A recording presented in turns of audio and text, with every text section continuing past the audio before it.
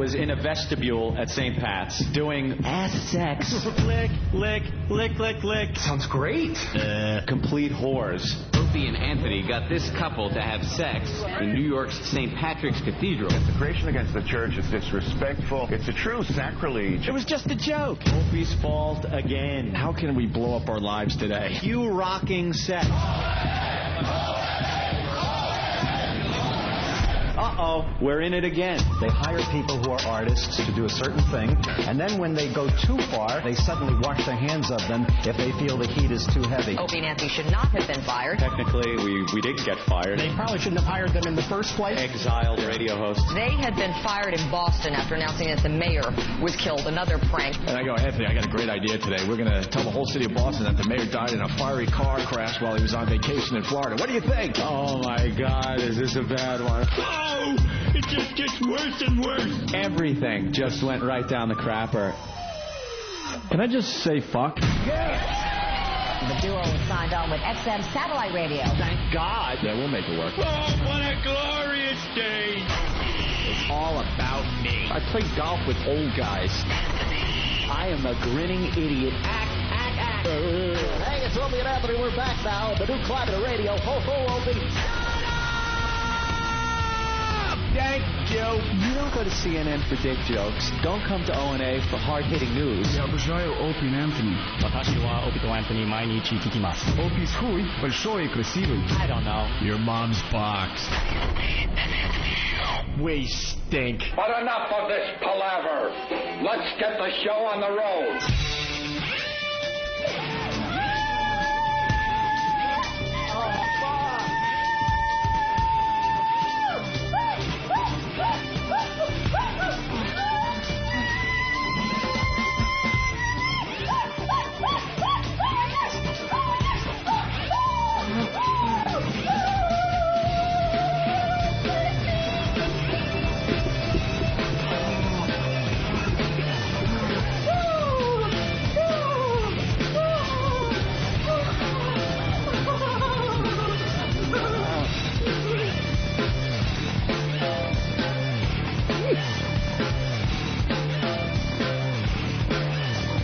I seen the cops knocking the truck window out, and I thought they was giving the man UPS. I thought the man was dead.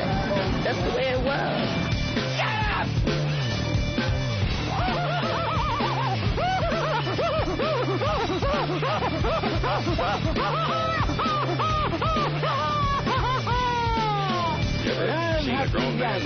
I'm happy yesterday. I'm happy yesterday. Boo, boo, boo, boo, boo, boo, boo, boo, boo, boo. Oh, exactly. I love Laughing Yoga Guy. Is that what that is? Yeah. I didn't know where that came from. Laughing Yoga Guy. If you want to stay healthy, you got to laugh. Obviously, I didn't know where it ended either. Whatever. You ever seen a grown man naked? There's going to be train wrecks every day in this program because we take massive chances on a daily basis. Oh, absolutely. Welcome to the Opie and Anthony program. The O&A virus spreading across America thanks to XM Satellite Radio. Right you are. You're listening to the pioneers of satellite radio. You're listening to two guys that don't have nose jobs. You're listening to two guys that are smart enough not to have daughters. You're listening to two guys... Did you have lipo under your chin? No, not yet. No?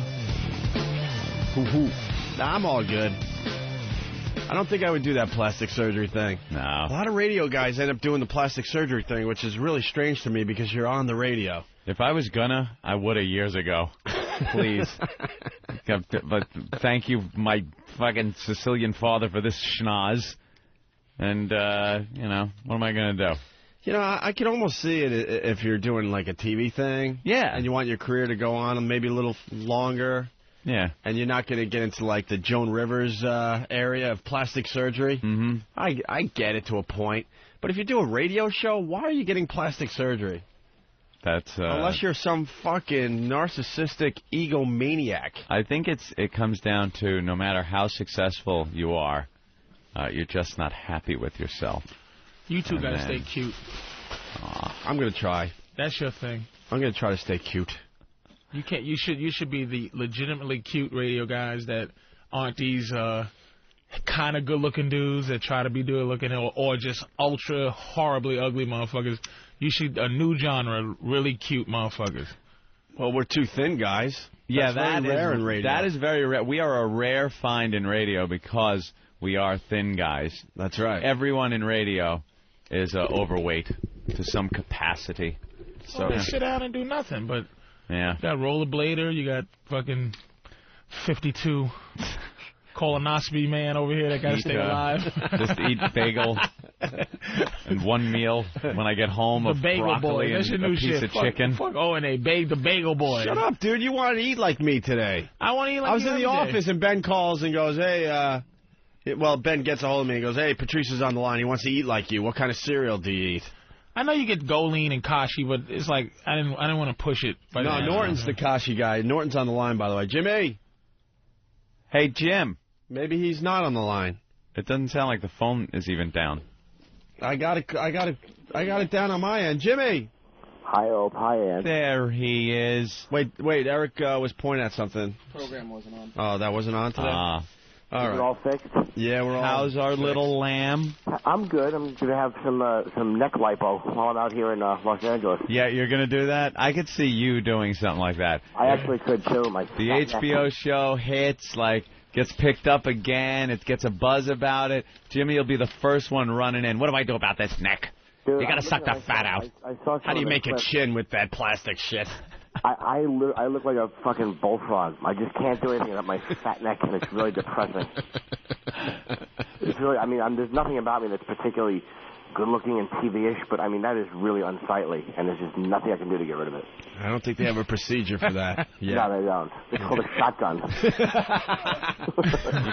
You gotta be comfy in your own skin, Jimmy. I know. How's your chest, little sweetie? You feeling okay? I'm 10 days into this stupid flu. I'm much better. I'm good enough to broadcast, but it was a bad week last week. Yeah, no, it was worse for me, because how many instant messages can you get that go, hey, did you give Ope AIDS? LOL. Oh, I know. Well, how about this one? We find out that one of our interns was walking around here with mono. Which one? I guess... Emilio.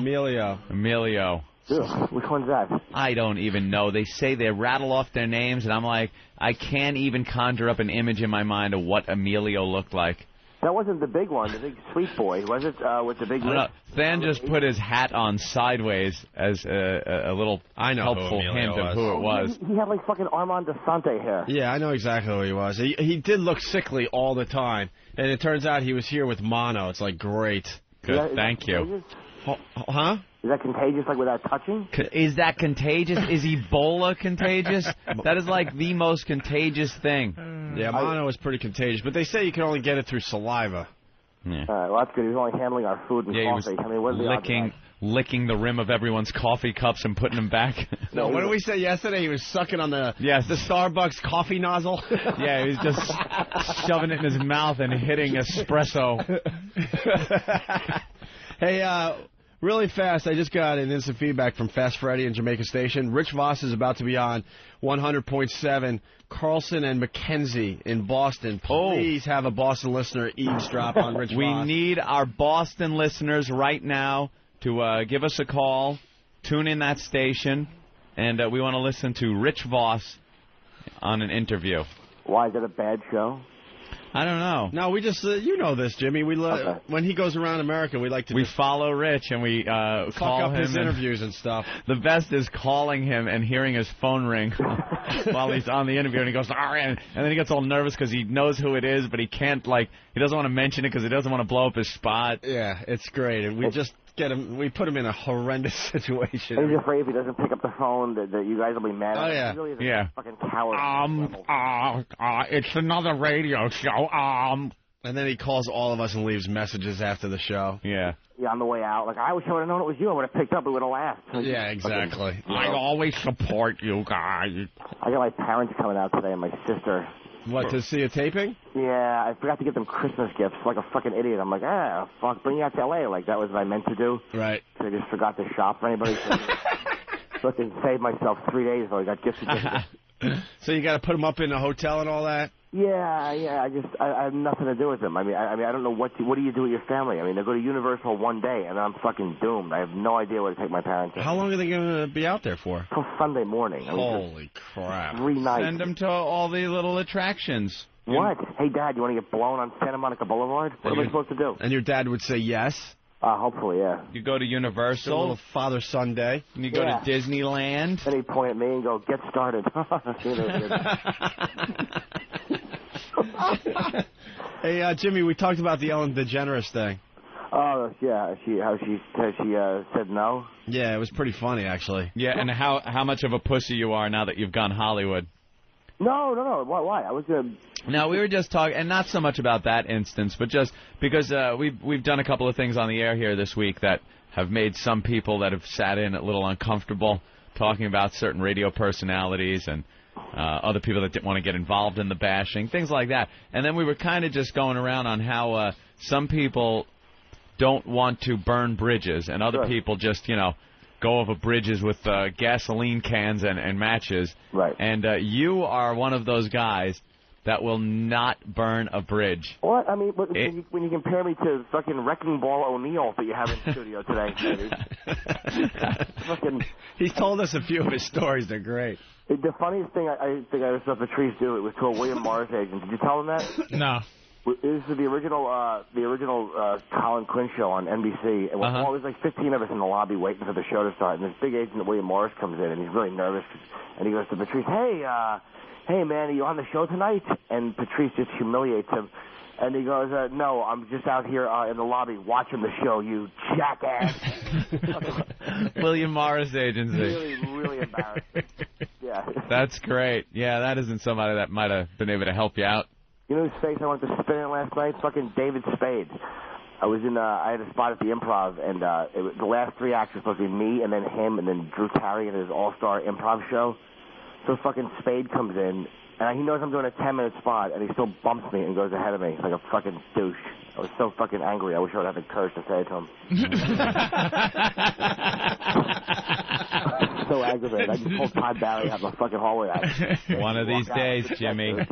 That's really one of these days. It all comes around. Yeah, I know, but that was really annoying, and I was really glad I just didn't open my mouth. And if I would have said something really vicious to Ellen, I mean, I'm quite sure that XM would have been kind of pissed at me. Yeah, hold on one second. We might have Voss on the air. Jay? Yep. They're in commercials? Yeah, still in commercials. Of course they are. Have we ever gone to a phone requesting another radio show on free radio and them not been in commercials where the guy goes, yeah, I'm on, and here they are. Right. It's always, no, they're in commercials. Yeah, we give commercial radio a chance all the time, and every time we plunk down their little station, they're in commercials. In commercials. Hey, I heard Jay, I was giving you a bad mouthing. Yeah. Hey, Jay, as soon as Rich Voss is on, just get it on, turn up the radio and throw your phone next to it. We're going to just keep you in the background, so stay quiet, all right? Yep. Yeah, Jimmy. Well, some guy was doing, trying to be cute in FMQB. They're doing slogans for commercial radio. All of them hysterically funny. Absolutely awful. And this guy, Dave Rossi from WAVF, he wrote this slogan. This is what his slogan would be for commercial radio to get you to listen to commercial radio over satellite. Hey, did you hear what Opie and Anthony did on the radio today? Nobody did. Satellite radio. It's awesome. Wow. That's great. See, get it? Because we're here on satellite, and apparently we have no listeners. So. Well, that's the type of guy he is. If he feels he needs to make fun of somebody else to bring himself up, I mean, that's up to him. I don't think we need to do that kind of humor. No, mean-spirited. So yesterday we did guys, the show's on, but Voss isn't on right now. All right, just keep it in the background and do what I told you to do, and everyone would be very happy. Ooh, you just got a talking down, too. Dave, so we did some research on Dave Rossi yesterday, Jimmy, and we found out he's like just a midday jock that just plays a lot of music and pretty much does nothing on his own show. And he's only heard in, Charleston, South Carolina. We wanted to listen to a little bit of him yesterday, and the midday shift starts at 10 a.m. So we had it up in the background at 10 a.m. He didn't come on until, I think 10:40? 10:45. 45 minutes of his boss telling him, for the first 45 minutes, don't utter a word. Just play music and shut your face. Yeah, you're so good and so talented that I don't want you to even breathe on Mike for 45 minutes. We trashed him pretty good, and you know our past. I'm sure they got a hold of everyone that works at the damn station down there. And he finally got on the air, and I'm convinced that we got to him because you could hear the nervousness in his voice. Yeah, on his first break, he knew we were listening in. We didn't play this yesterday because we ran out of show, but we recorded it, so listen to this real fast. It's only like 40 seconds. This is Dave Rossi being real brave. 96 Wave, Billy Pilgrim with Insomniac. That's a Wave classic off their self-titled CD from back in 1994. Let's see here. I got some tickets to give away. Now, a couple things happening at the Windjammer this weekend. It is, we're going to the beach. Going to be hanging out at the beach right there on the front beach on the Isle of Palms on Friday and Saturday night. Now, Saturday night we're doing the, what is it, Your Mama's Big Fat Booty Band is playing. Critical will be out there broadcasting live. Friday night as well, the Occasional Milkshake. That's Mark Bryan's band from Hootie and the Blowfish, his side project with Hank and the Blue Dogs. Good band, and we've got tickets to give away for both of those events. So if you want to hang out, I'm going to give them away here in just a few moments. Also, another big set of 96 Wave music. Gotta wanna need to get a habit. There it is. That was his break yesterday. Jesus, that's a heck of a show. We don't have to go to war with him. 96 Wave. Yeah, I think people called him up and told him we were, had him on the air and we were listening, and he definitely was a little flustered. There are so many guys in America that sound exactly like that when they do their show. Well, I resent the fact that you think that I don't burn bridges. I mean, that's not true. I'll say anything. Oh, yeah. You'll burn the Pauly Shore Bridge. No, I never burned the bridge of Pauly, if he's listening. I like him. Faggot. So what happened with Ellen? First of all, she looks a lot older in person. I was really happy. She's 55 in person. Wow. And I went to get a shot with her because she walked by with a big camera crew. And she stopped. There was a big crowd around her, and I shook her hand. And I knew she didn't know who I was. So I just said, hey, I'm a comic, and do you mind if I get a quick shot with you? And she goes, no, I can't. And she's walked away. Whew. That's a rough one, Jimmy. And to Jimmy, that is a slap in the face like no other. From another comic, I've never said no. But then again, she did have a big crew with her. But I was fucking... if I could have bit her and got away with it legally, I would have bit her face. I was that angry. Now, Jimmy, was she taping something at that moment, or was a crew following her to tape something somewhere else at the CES? Because that might have been a little weird if she was taping a segment for something and you come in and ask for an autograph. Oh, no, dude. She was talking to Gary Hahn a minute before, so, in just chatting. Okay, so a little XM business was going on, so there's your tie-in right there also. Well, yeah, exactly. Well, he didn't know. I mean, it wasn't like he could have introduced me. He just kind of stopped talking to her, and then I stuck my stupid hand out. I think you should have gone with the I'm on Channel 202 here at XM Satellite Radio. Could I get a picture? Instead of I'm a comic. Well, you know why? It was so hectic, and I didn't even know she would know what that was. She was so... She wouldn't know what that was. She's there. She's on, and she draws a paycheck from this company. You could have used... You should have wielded your XM power and not your comic powers. Either way, she should have taken the picture, and she didn't, because she had a bunch of fat housefrows following her, and she was afraid that probably if she took one, she'd have to take more. Well, at least you handled it like an adult. Didn't yell, scream, and throw a temper tantrum akin to a 5-year-old that we all heard about. Yeah, no, I was fine. I mean, I handled it with dignity, Dignity. I'm surprised you can say that word. I was 3 seconds away from just crying on the floor at CES like a... I saw it in your face. I saw it in your face. You were ready to cry. You know what? He really thinks he's a list celebrity, like a list. He's not even in the alphabet listed. Like he's a D or E list celebrity. And he has this attitude like, how dare you? Norton's like, how dare she walk by? While I never. You fucking idiot. No one should take a picture with you. That's not true. She should have. No, I know I'm a nobody because I had to say I'm a comic. I didn't shake her hand and go, Ellen, and then, expected to go, Jimbo. I mean, I know. I know. Unless she's in a tough crowd a couple times, she has no idea who I am. But as a comedian, she should have taken the photo. Yeah. She just didn't. Jimmy sees the pictures of his celebrity friends, all of them that he has, and he's got a shitload. He sees that as him having had some type of relationship with that person. Yes. More of a personal, hey, how you doing? Like, now we know each other, than just take a picture with a I told him celebrity. to stop. Well, I mean, you know, sometimes I look at that. I go to Jim's house from time to, you know, back when he used to live the other place. Yeah. And I would look at the pictures and I go, wow, I should have like a chronicle of my career. But I'm like, because Jim never looks like more famous than anybody in the pictures he took. Like, if you don't know Jim, you look at the pictures and he always looks like the motherfucker that took the picture with them. No one ever looks like they took a picture with Jim. I'm gonna break in really fast here because we're gonna miss Voss. Kim in Boston, what's up? Voss is on, and he's talking about beating one of the Let's radio hear it. DJs. All right, just put your phone near the radio. Yeah, please, Kim, help us out. Are you still dating the hot girlfriend or not? We got married. Well, congratulations, great lady. Me and her. Not her. Yeah, we got married in September. Okay. And, are you still touring together? They're calling him. Yeah, just this week she's not working with me. You know, last week we were working in Poughkeepsie, matter of fact, and we're leaving, and we stopped to go to get coffee, and she walked in to get the coffee, and I walked in to pay for gas. Ringing. And she thought I was standing next to her. And she closes her eyes and leans her head on this guy and starts singing On Top of the World. With her eyes closed on some complete stranger's shoulder. If it goes to voicemail, call him again and again and again. I think we heard where it started ringing. He kind of paused. She picked On Top of the World, and he looked at her, you know. I told him, I said, you got to take care of him now. I mean, you don't just lay your head on some stranger's shoulder without, full release. You know what I'm saying? I'll get the coffee, you take care of the stranger. That's how I roll. She was funny, too. She's a very funny girl. I still use her line, by the way. Mm-hmm. When we went to your show, she has a line where she walks into a room and someone asks, why, what's that smell? Oh. Yeah. Now, they make me do that wherever we are, and I have to scream it. Those are my private. She did that line probably 100 times. That's the week after we went. We can't wait to take her to Vegas. They have a hole on this show? Yeah. You're just very funny, man. We appreciate you coming on the show. Oh, I love it. I'm glad you had me. This is great. I've already told this story, but I'll tell it again. How she almost killed me on the honeymoon. You know, it's been told, but... Oh, God, she had her period, and of course it's been told. Let's go upstairs and, fool around. Kind of period. It was my time of the month.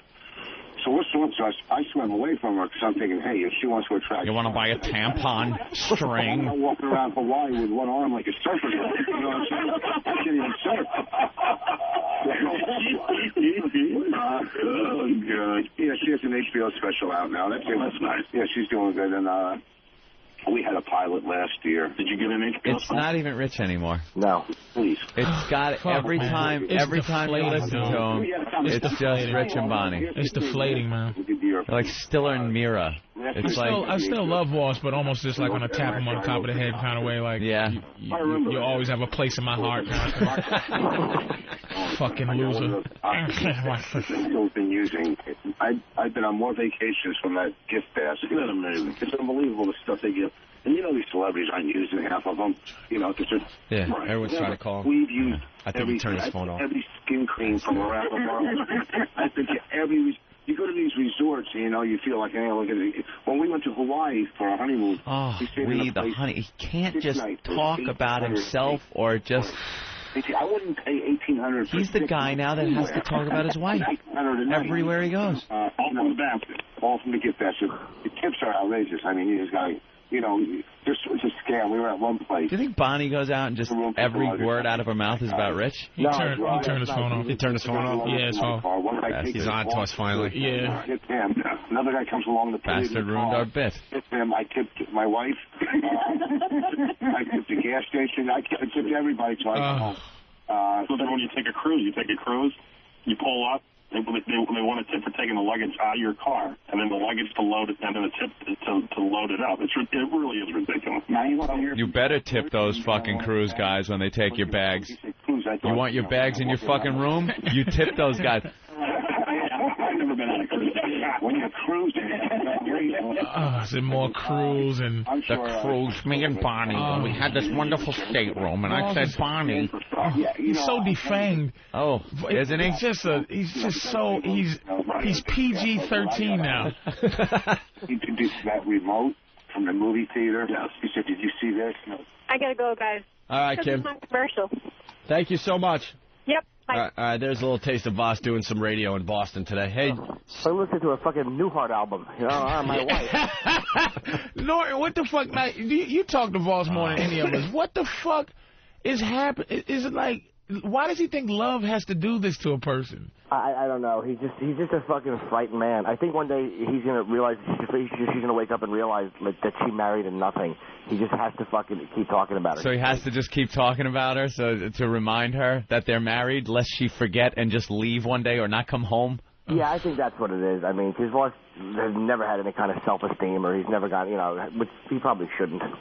He is going to fall into a chasm when she leaves him. She's gone. It's just, you know it's going to happen, man. Crack, gambling, drinking. It's all going to come back. It's all got to come back. I got to fill this void in my soul. I got to. Porcelain teeth falling out. He'll be back. Those teeth will be smacked out of his head by some black crack dealer one day as they just take his money and give him a piece of soap. I'll be at a rest stop. Voss, it's cold out here. It's cold out here. Oh, Jimmy, did you hear that story from Patrice? What? Give Jimmy the story really fast. I did. I was driving. And I was tired. I had to stop at a rest stop, and I went to sleep. And this fucking white guy knocked on. You know, comes up to my window, and I'm like, "What's up?" He goes, "It's cold out here." I go, "What?" Look at Norton's like, memories. he's like, it's cold out here. And then he pulls my door handle, and I go, well, we'll go inside. Clueless that he's a sissy. He gave you advice while he was trying to suck you. Put on some mittens. You know, a hat. Most heat is lost through the top of the head, sir. A hat would help you. I didn't realize it was a pickup line. I really didn't. I'm such an idiot. It's cold out here. Patrice is trying to tell him to go into McDonald's. Oh, go inside, dude. He's looking outside his window. He's trying to have like a barometric pressure discussion. You don't bundle up, you're going to get sick. This is the flu season. Right. And then the guy drove away with a Christmas tree on top of his car. Subaru Outback with a Christmas tree on top. Oh, I hope it was that fucking disease-ridden intern, that cocksucker. He got everybody sick. Who knows? Damn. Jimmy, the HBO thing's going well, huh? Yeah, man. I gotta go to bed because I kind of took a nap and then woke up. I have to go back to bed. But it's going great, man. We got one more to do after. We have two more. One more we tape tomorrow, and then I'm back. So that is unbelievable. How many episodes you tape already? This will be number 12. 12 episodes. Yeah. And they picked it up for like more, right? Well, they want to do 21 total, but we have to wait to see if it's popular or not before they pay for 8 more. When's it coming? June, it looks like. Oh, shit. Jimmy's about to be a celebrity. Jimmy's about to blow up. Hobnobber. I just saw the Louis C.K. HBO special, too, last night. Very funny. Yeah, he's really good. Yeah. He's really funny. And he hitched himself to a winner, I think. Mr. Fucking Coattail Rider, Norton. I know. I always kind of know who's ready to take off. I just kind of jump on with right on there. Ride him, cowboy. Yeah, yeah.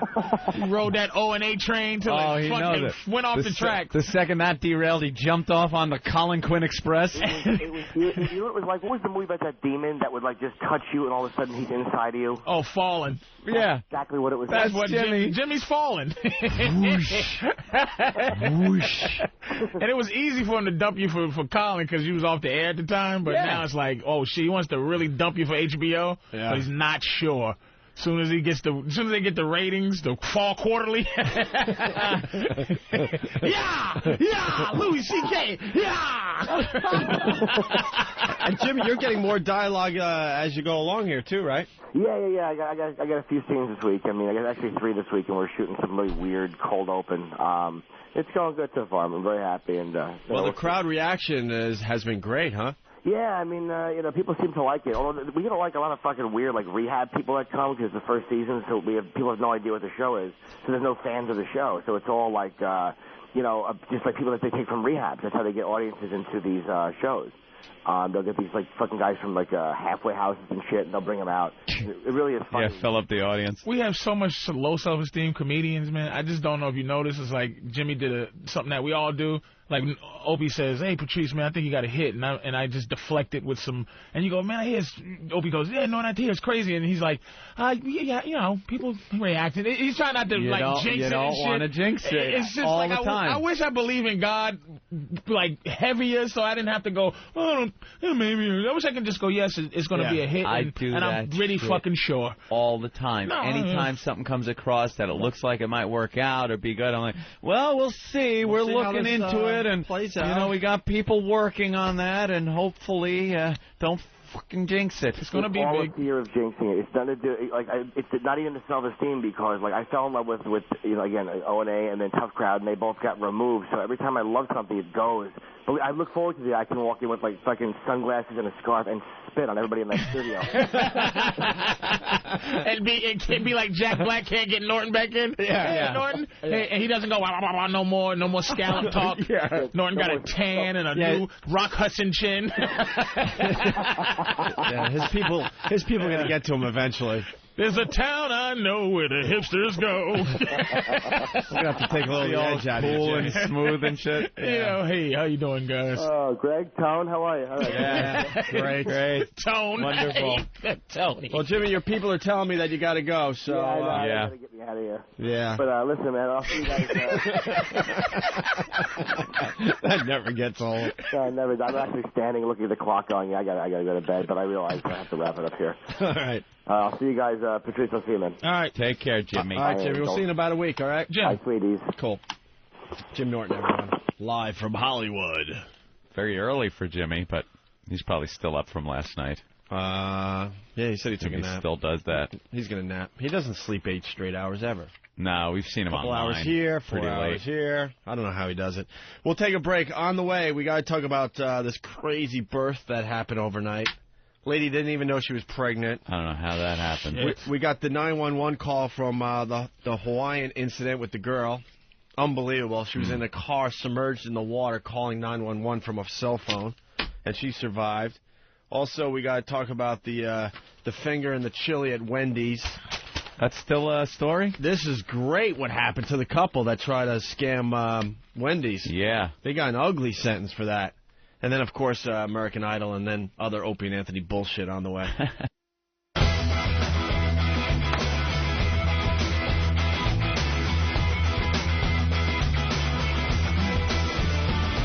Yeah! 80s rock theme song. This is the Opie and Anthony program. Patrice O'Neill in studio. What are we promoting today? Helium? Philly? Yeah, Helium. I'm in Chicago at some point. I'm in fucking something or another at some point. I thought you retired from the road. One show a month. Oh, okay. I go out there and see who hates me. Not a bad idea. Came out of retirement at the fucking comic strip. People walking out. He sucks. He's booing. Oh, shit. I always try to be the first one to make fun of something fucked up, so I do the minor tragedy. Oh, you didn't. You have minor jokes already? I'd have everything. I'm a pioneer in this fucking town, man. I take the bullet so these pussy-ass niggas can go up there, see what Patrice said about the minors, then go, okay, I know what not to say. I know what to say. I know where the safe road is. I know what to say. I just said, look, man, you know, what the fuck? I said, hey, look, first of all, I'm not going to get upset about what the news tell me to get upset about. Second of all, when I heard the accident happen, first thing I thought was, are there still minors? Who the fuck is mining? That's like a nigga going, yo, I'm in jail for robbing a stagecoach, motherfucker. What are we mining for? Fucking coal? Are you telling me that you died so I can cook a hot dog this July 4th? Nigga? And I was so rusty. No. This girl goes, one of my uncles was a miner. And it was like a black girl. And my brain was so fried and so not in the moment that I didn't go, bitch, what nigga has a mining uncle? What black person has an uncle who mine on niggas mining? So she just gets up, do the march out, and I said, all right, fuck you, and leave. And it just cursed everybody out and shit. And just got ugly from there? Yeah, but see, I stopped that shit. I don't want to be a martyr. Right. Other comics watch me have nervous breakdowns on stage in front of people and shit like that. Too soon. Doing the minor stuff. Yeah, but wait a month or talk two. about it when it happens immediately. See what happens. Everything is funny. Nix Marie's friggin' funeral. That one is. Got any jokes about child? No, that one's that's career ending. Yeah, that's a bad one. You can't fucking joke. There's nothing funny about that. Like it is something funny about it. You could try to go there, but that one's career ending. People just. Well, do we have the audio from yesterday? The news had to interview like this little girl that went to the funeral. Do we have that again to play for Patrice because he wasn't here yesterday? Awful. A mom decided that it was important enough to go to this woman, this little girl's funeral. Okay, Mom should have been smacked. There's no connection whatsoever, except she read the story in the news. I heard about this shit, yeah. And she brought her little kid down there. She just went to look at. She just went because I have a little girl. Right. Let me look. You know, she takes a little kid to the funeral and goes, "Let me have my little girl look at a little dead girl." Right, and then the news had interviewed the little girl that went to the funeral for this other little girl, and there's no connection whatsoever. Listen to this little girl. The wakes for little Nix Marie are any indication of how her funeral will be. Hundreds of people are expected here at St. Mary's Church for the services at 9 a.m., while the child's mother and stepfather sit in jail, indicted by a grand jury. People old and young are mourning the death of the child. I wanted to come see her because her story touched me, and I felt so bad. That wasn't right for what her father did. Young children... What is wrong with that little girl's parents? Why would you put your little girl through that? And the sad thing is just like, you know, we're so brainwashed, like the way we think as people, that anybody listening to that in the comfort of their own fucking face, without anybody else around, you just go, yeah. That fucking, who is this fucking kid? You just think Dakota Fanning immediately, and that she was prepped to do that. Sorry, touch me. Touch it. They don't talk like that. No Puerto Rican should ever be allowed. I'm going to tell you this right now. No Puerto Rican should be allowed to tell touching stories. Now, this kid wasn't Puerto Rican, but when they start doing and then I had 6 kids myself, I think that it is that was so this was no. It's just, it takes away from my ability to go, oh, man, that's fucked up, man. And we interviewed Valencia Velasco, and then I would never hit my her kids and die. And you just go, what the fuck? Only interview American citizens when it comes to being sad. It was a terrible thing, man. It's hard for me to speak. And you can relate to that and go, it's just some terrible shit, and, you know, it's just wrong. I don't know why they hurt her like that. That's not right. She just a baby. Yeah, we got it. We understand. Oh, and the Daily News is in a bit of trouble today because they had a nice picture of the dead girl on the front page yesterday. Yeah, yesterday, a picture of the coffin open. Oh, no, it was the day before. I was here when they had the little girl. Was it the day before already? Yeah, it was the day before because... well, they got all sorts of letters. Cover it up. They got letters. Letters. Let's see. I went to Nix Marie Brown's wake, and I can't get the little girl's bruised face off my mind. The Daily News front page photo didn't do justice to what really showed. Oh, this guy kind of wanted a close-up. Yeah, this guy wanted more. Full color. Sick fuck. She was battered so viciously, the funeral parlor's makeup couldn't cover up the bruises. My heart bled when I saw this precious little angel in that coffin. Placing the poor little girl's picture as she lay in her coffin on the cover was very disturbing and sleazy. You have crossed the line. Yep. It's Alan from Rego Park. I'd agree with Alan.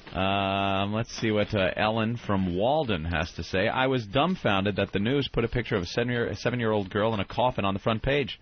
I hope Nix Marie's coffin sold a lot of papers for you today. Corpse. That was the goal, wasn't it? Oh, corpse? Yeah. Oh, yeah. Corpse. Sold a lot of papers for you today. That was the goal, wasn't it? Well, of course it is. Yes. But look at they got the picture of her with the paper will never admit it, but of course that's the reason they do stuff like that. Look at the post today. It's like, what picture's this? Like, it's Yeah, that's a school photo. Enough of that, man. Yeah, they're not going to let this story go for a while. It's selling too many papers. They love it. Let's say hi to Duke in Nevada. He is a minor. Duke. Holy shit! Hey, what's up? Where's Claude at? What's up, Patrice? Hey, man, what's going on? You cattle rustling or fucking having a shootout at noon, motherfucker? We got gold mines out here. Gold? There's gold in them hills. There you go. You speaking my language, nigga. I'm sorry about that. Dude, have you found any gold? You got pans and shit. You fucking Are you in some old river somewhere? He's got a mule and a pick. And he hits a rock and licks it. Tarnation! One more tell ya! God blame me, someone jumped my claim. I think I found some gold dust. A fucking miner. Jesus. Now you move on. This here's my claim. Jesus, don't they have, like, the cotton gin yet for mines? Like, the fucking Can't they, from a satellite, see where the gold is and send a robot down to get it? Why are they doing this to you, 2006. Man? There shouldn't be a guy with a pickaxe. You got a parakeet you take down there if it dies. Get out of here, boys! Dynamite with a long fuse. Dynamite. Fire in the hole. They're still doing that shit. What the fuck are you doing? Dude. All right, Duke. Let us know what's going on with the mining. I want to know how you mine for gold in 2006. How is that done? Well, we use these massive trucks that are bigger than most people's houses and these huge shovels that do the same thing. Yeah. And we pull it all out of a huge hole in the ground. And, dude, there's a whole bunch of shit that goes into it, but it's a great job. It's a great way of life. And but, do you have a helmet with a light on it? Answer me that. Underground guys. That is the But wait, there are underground guys, and they have helmets with lights on them. Yes, is it like a fat lamp? Like they light it like a candle? No. No, it's all electric. Listen I don't know, dude. I don't work underground. He said, no, hey. Wait a minute. He doesn't work underground. He's no miner. You're no miner then, my friend. You're no miner. We want to hear from a real miner. And let me ask you, do you get to, like, are they, like, okay, for the gold, since this is gold, do they fucking make you strip butt-ass naked like they do in Africa and check you, make sure you ain't stealing no fucking gold? Put diamonds up your ass? Yeah, they check them Africans. They fucking check them dudes, man. So and God help them if they find any diamonds on God. those. Oh, they hobble them? So if you wanted to, could you get away with a couple of ounces? No, this is all microscopic gold. We don't see it. We don't ever get to see it. Yeah, they pull tons of dirt out of the ground. And, like, for every ton of dirt they pull out, how much gold do you get? Depending on the grade of the ore, sometimes there'll be like a quarter ounce to the ton. Quarter ounce like per that. ton of dirt. Fuck yeah, that. but each truck hauls about 400 tons. So they're huge, massive trucks. That's like a pretty wide scale version of mining. You know, they Yeah, it's massive. There it is, and Patrice has it around his neck. That's 8 billion tons worth of dirt on Patrice's neck. How much dirt there had to be? It was a lot of dirt. It's a lot of dirt. Oh, man. What do you do with the dirt? Yeah. But it's a good job. Hey, we fucking love you guys. We all got XM radios and our big trucks and our equipment. I got to know what he does with the dirt, because they can't put it back in the hole because they're mining. We got dumps out on the side where we dump the waste ore, and then we take the regular ore either to a leach pad where they leach the gold out, or we take it to a mill where they mill the gold out. Yeah. All right. Wow. We'll say hi to the boys. But it's great. Hey, we fucking love you guys. We listen to you every day. Well, give a shout out. What's the company, whatever? It's Elko, Nevada. We just got, our fucking company just got bought by Barrick Gold Strike, but it's one of the biggest gold companies in the world. We fucking love you guys. We'll talk to you later. I bought some stock in a gold outfit once. They're pretty good on it. Yeah? Yeah. They're like, it's a good stock to buy. Yeah. All right, let's go to Carlos from O-Town. Bring it on, brother. Hey, what's going on, guys? Good morning. Good morning. Love your show. O-Town. Hey, listen, I wanted to call Patrice out on something you said earlier. You know, and this is why the educational system in this country is the way it is. All right, I'm gonna tell you right off the bat. Puerto Ricans, Patrice, are American citizens for the last. Look it, man. He's gonna educate you. Let him educate you, Patrice. All right, go ahead, man. He's gonna educate you. It just gets so tiring to hear these idiots on. Get a green card, blah blah blah. You moron. Now I definitely understand what he's saying, but let me explain something to you. And this is why every other ethnic group in this country is losing. You got to understand that when I say Puerto Rican and anybody says Puerto Rican, we mean all of you. You are the banner for all of you. Puerto Rican is the easiest thing to say, has a good ring to it, but we don't have the time that all the Puerto Ricans do to separate yourselves. Mexicans, Cubans. Yeah, I'm Guatemalan. We don't give a shit. So this is why I'm letting you people know to get into all of you. Asians, fucking Puerto Ricans, Hindus and Arabs, pick a fucking color. Pick a color so that we can care. I know that you're fucking U.S. citizens. No, you don't. No, you do. And here's the thing: they're U.S. They're not U.S. citizens. You're a U.S. You're a territory. And you're not a fucking state. You don't pay taxes, and your goddamn Puerto Ricans won't join us. You're really not with us. And here's the thing. You know who's going to be the downfall of you people? The other Puerto Ricans that don't like you. Because people don't know this. Cubans and all other Puerto Ricans, they don't like these Puerto Ricans because they don't have to sneak in the country. And these motherfuckers let everybody know, like he's letting me know, we're citizens. Right. But why do you still talk like these? I know my kids. No. See, I was born and raised in Puerto Rico. My English is probably better than yours. So yeah, you sound pretty good. That guy does sound pretty good. Yeah, you sound pretty good. Born and raised in Puerto Rico. Yeah, absolutely. Full of shit. I ain't believing. I don't believe it. I've never heard a Puerto Rican sound like this in my life. There are Puerto Ricans that came here when they were 2. They're 38 years old, and they're still like, hey, vato, hey, mira. What the? He spells kids Keeds. My kids.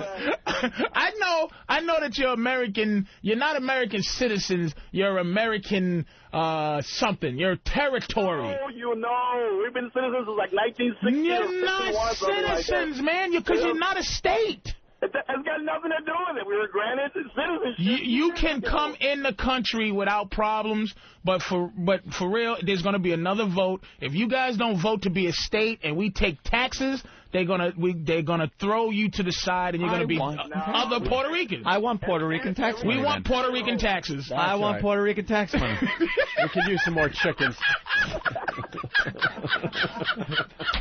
I want to see that, right? The Puerto Rican. I mean, he's right. Puerto Rican tax is a chicken. 1040 easy right. chicken form. He's right, but the context is like when people say Puerto Rican, it's just that Mexican is a Puerto Rican too. Right. To the people who aren't Latino. Up here. You know something, though? In Southern California, Puerto Ricans are Mexican. Are Mexican. Like everyone's Mexican. Everyone's a Mexican. Right. But you're like, look, I'm Puerto Rican. I know it's ignorant, but it is what it is. I got no time to figure out if a Chinese person's eyes don't do the same thing as a Korean. Right. We've got regular U.S. Postal Service down there. All right, Carlos.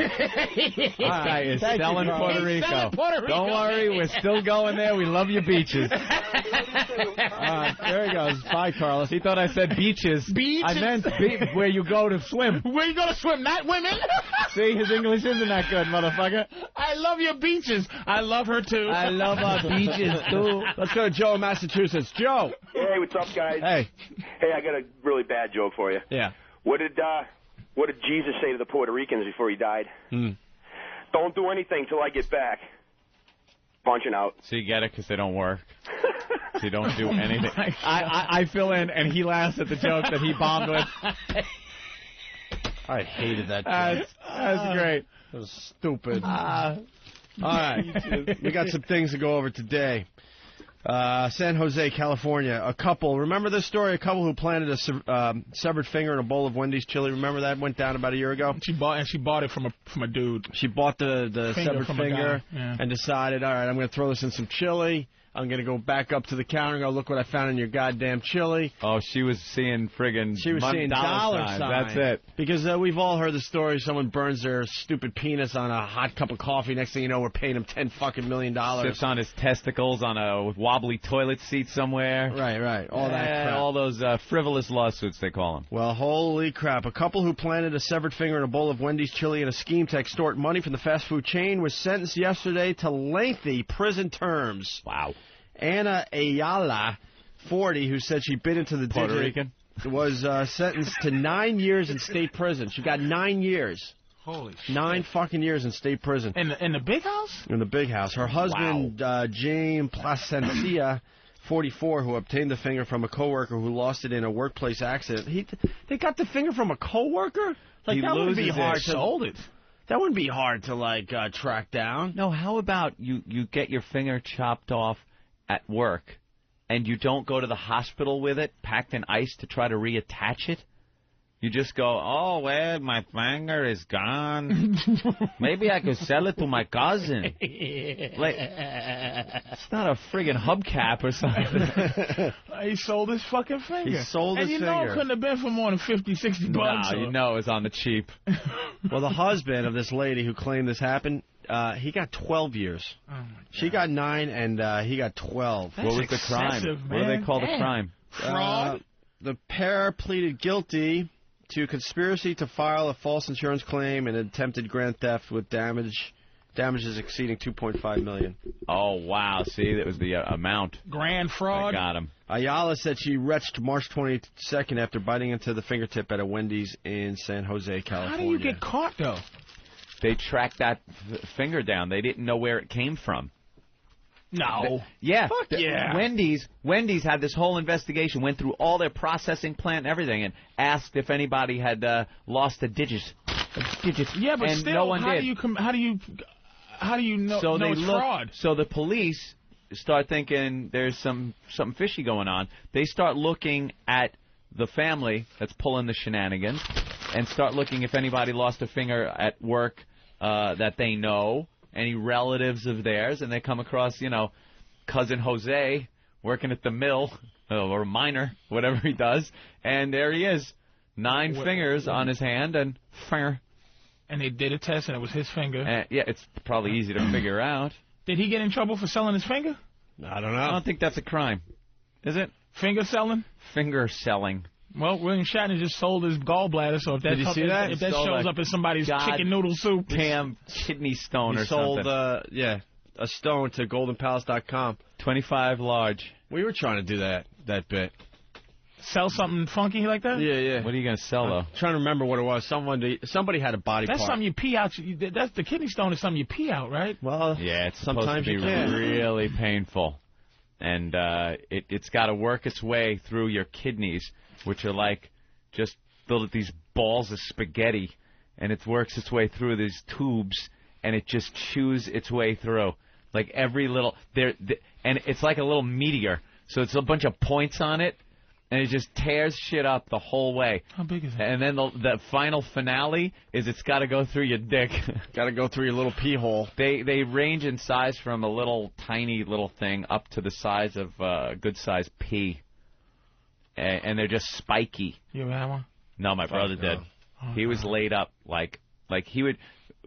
It was years ago when I was living in a house with like 5 other people, and we used to call it Pee Wee's Playhouse. It was just nothing but us goofing off and drinking the whole time, hiding when the landlord showed up, shit like that. And my brother was staying over. And he would just I feel became weak something, right now. I know. I feel just like it became wobbly. something he did. As we were just hanging out drinking, he would just lay down on the floor in the fetal position, moaning. As it's working its way through the kidneys. Yeah, and then through the pain. It's urethra, pain in the kidneys too. Yeah. But then it's horror when it gets to the dick. Yeah. Oh, absolutely. And it's got to work its way out. Then you could feel it in your back when you have kidneys, and then up front in the bladder, and then through the urethra, and it's just and then chewing when up it comes everything. out, it just makes a sound like a dime hitting the bottom of the toilet. Clunk. Ding. Oh, fuck me, You're supposed to piss through a filter. You're supposed to piss through a filter for a while. It looks like a big coffee filter.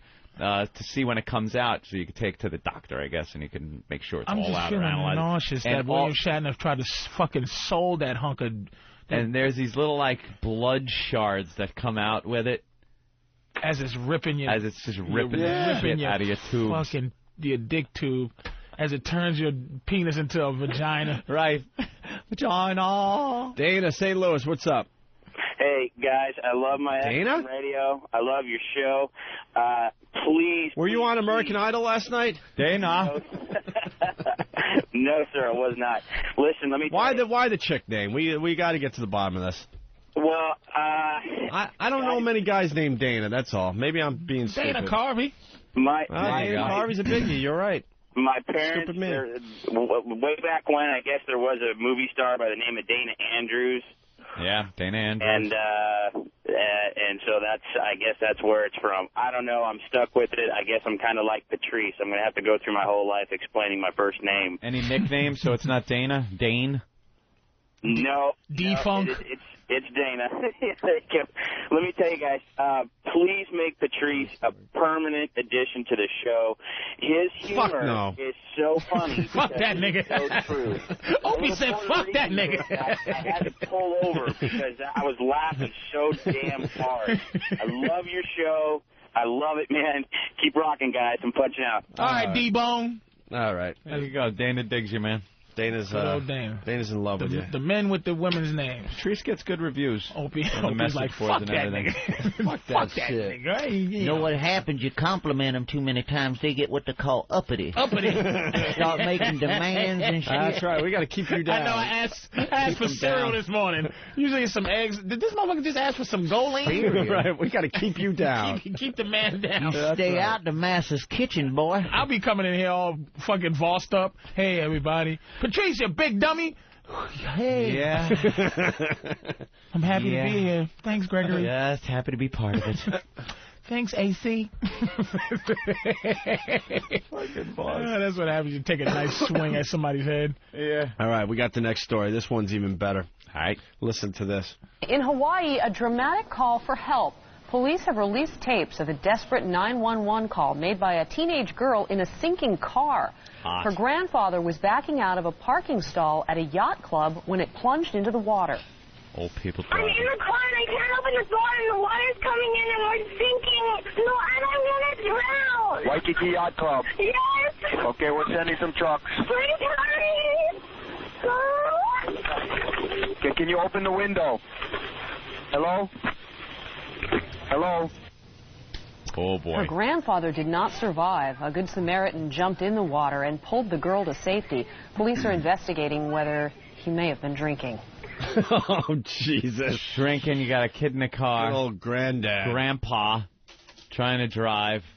I hate with all my heart the 911 operators on every call. They're just so smooth. Please get as scared as I am. I'm in a car sinking. Oh, shit. All right. Oh, sorry.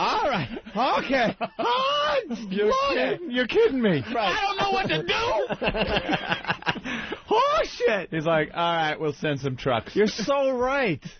I think that would make you feel a little better. Oh. If you hear on the other end the panic, Like they're making... Because then you know they're doing everything they could possibly be doing. Because that guy's talking so smooth, you don't know that he's actually going through procedures. Like he's already called the cops. You're thinking there's other calls that might be in front of yours. Right. Like, well, all right, you're in a sinking car, but I got this guy I got to deal with. I'm in quicksand, and I'm up to my chest. Holy shit! Nigga! Charlie, listen to this. What you do for quicksand? Right. You know the address? I don't know wherever quicksand is. Oh, God. We'll send a helicopter and everything we got. Oh, no. Yeah, I think I'd be more freaked out if the 911 operator was just smooth. You're so right. This little girl's like, I'm in a car, it's sinking, I don't want to drown. Okay. We're like, it's like, I know it's a technique to keep you calm, but it's like, I don't want calm. I want you to be horrified like me. Panic. Because I'm panicking. All right, can you open the window? How's the weather there? Right. Try to spark up some small talk. How'd you do in school? Yeah. Good? Maybe there's a good song on the radio. Yeah. Did you go out on a boat today? I'm sinking. Oh, I hate that shit, sinking man. in Daddy's Buick, in your grandfather's Buick. Could you please send some? Yeah. I don't want to die. Well, we all don't want to drown. That's a pretty horrific way to go. Now, how deep do you see fish out your windshield right now? Yeah. Turn on the wipers. You ever hear our best 911 call? You got those, E-Rock? Oh, we got some 911 calls. We got to play them the one. About the, well, I don't want to give it away. Yeah, don't ream it. Let me see. Oh, it's not, I always hate. Yeah, the smart-ass dispatcher. Listen to this one, the smart-ass dispatcher. All right, hit that. 911, what is your emergency? Yes, I need a police officer over here. What's going on? I've got 2 teenage daughters, and I just got home from work. They were physically fighting with each other, and one of them kicked a hole in a door. And they're 12 and almost 14, and the 12-year-old is completely out of control. And I physically, if she's as big as I am, I can't control her. Okay, did you want us to come over to shoot her? Are you there? Excuse me? That's a joke. Okay, who are you? What is That's a joke. Okay, now I'm gonna pull some Jedi mind shit on you so you forget what I just said because I just saw my job go out the fucking window. Isn't that great? The joke failed miserably. And he's like, shit! I thought I could kid with this one, but he could have maintained it if he kept his seriousness. Right. Do you want us to come shoot her, ma'am? Shoot her? No, I'm serious. That is an option. We leave all options open for your safety, ma'am. But no, he was like, it was a joke. Okay, let's move on now. Forget about the joke. Yeah, let's. But she was not ready to move on. And after listening to this a couple of times, I think he was within his rights to do that. This is not a fucking 911 call. Yeah, I can't. There are people control my sinking 12-year-old, in Grandpa's car, and the cars are supposed to go out because she can't handle her kids. Right. Well, listen again. Listen to the joke fail miserably. Hit it. Almost 14, and the 12-year-old is completely out of control, and I physically, if she's as big as I am, I can't control her. Okay, did you want us to come over to shoot her? Are you there? Excuse me? That's a joke. Okay, so... Who are you? What is your name? Mike Forbes. Okay, that's not funny, Mike. And guess what? I'm going to file a formal complaint. Mike Forbes. I don't blame you a bit. Because you know what?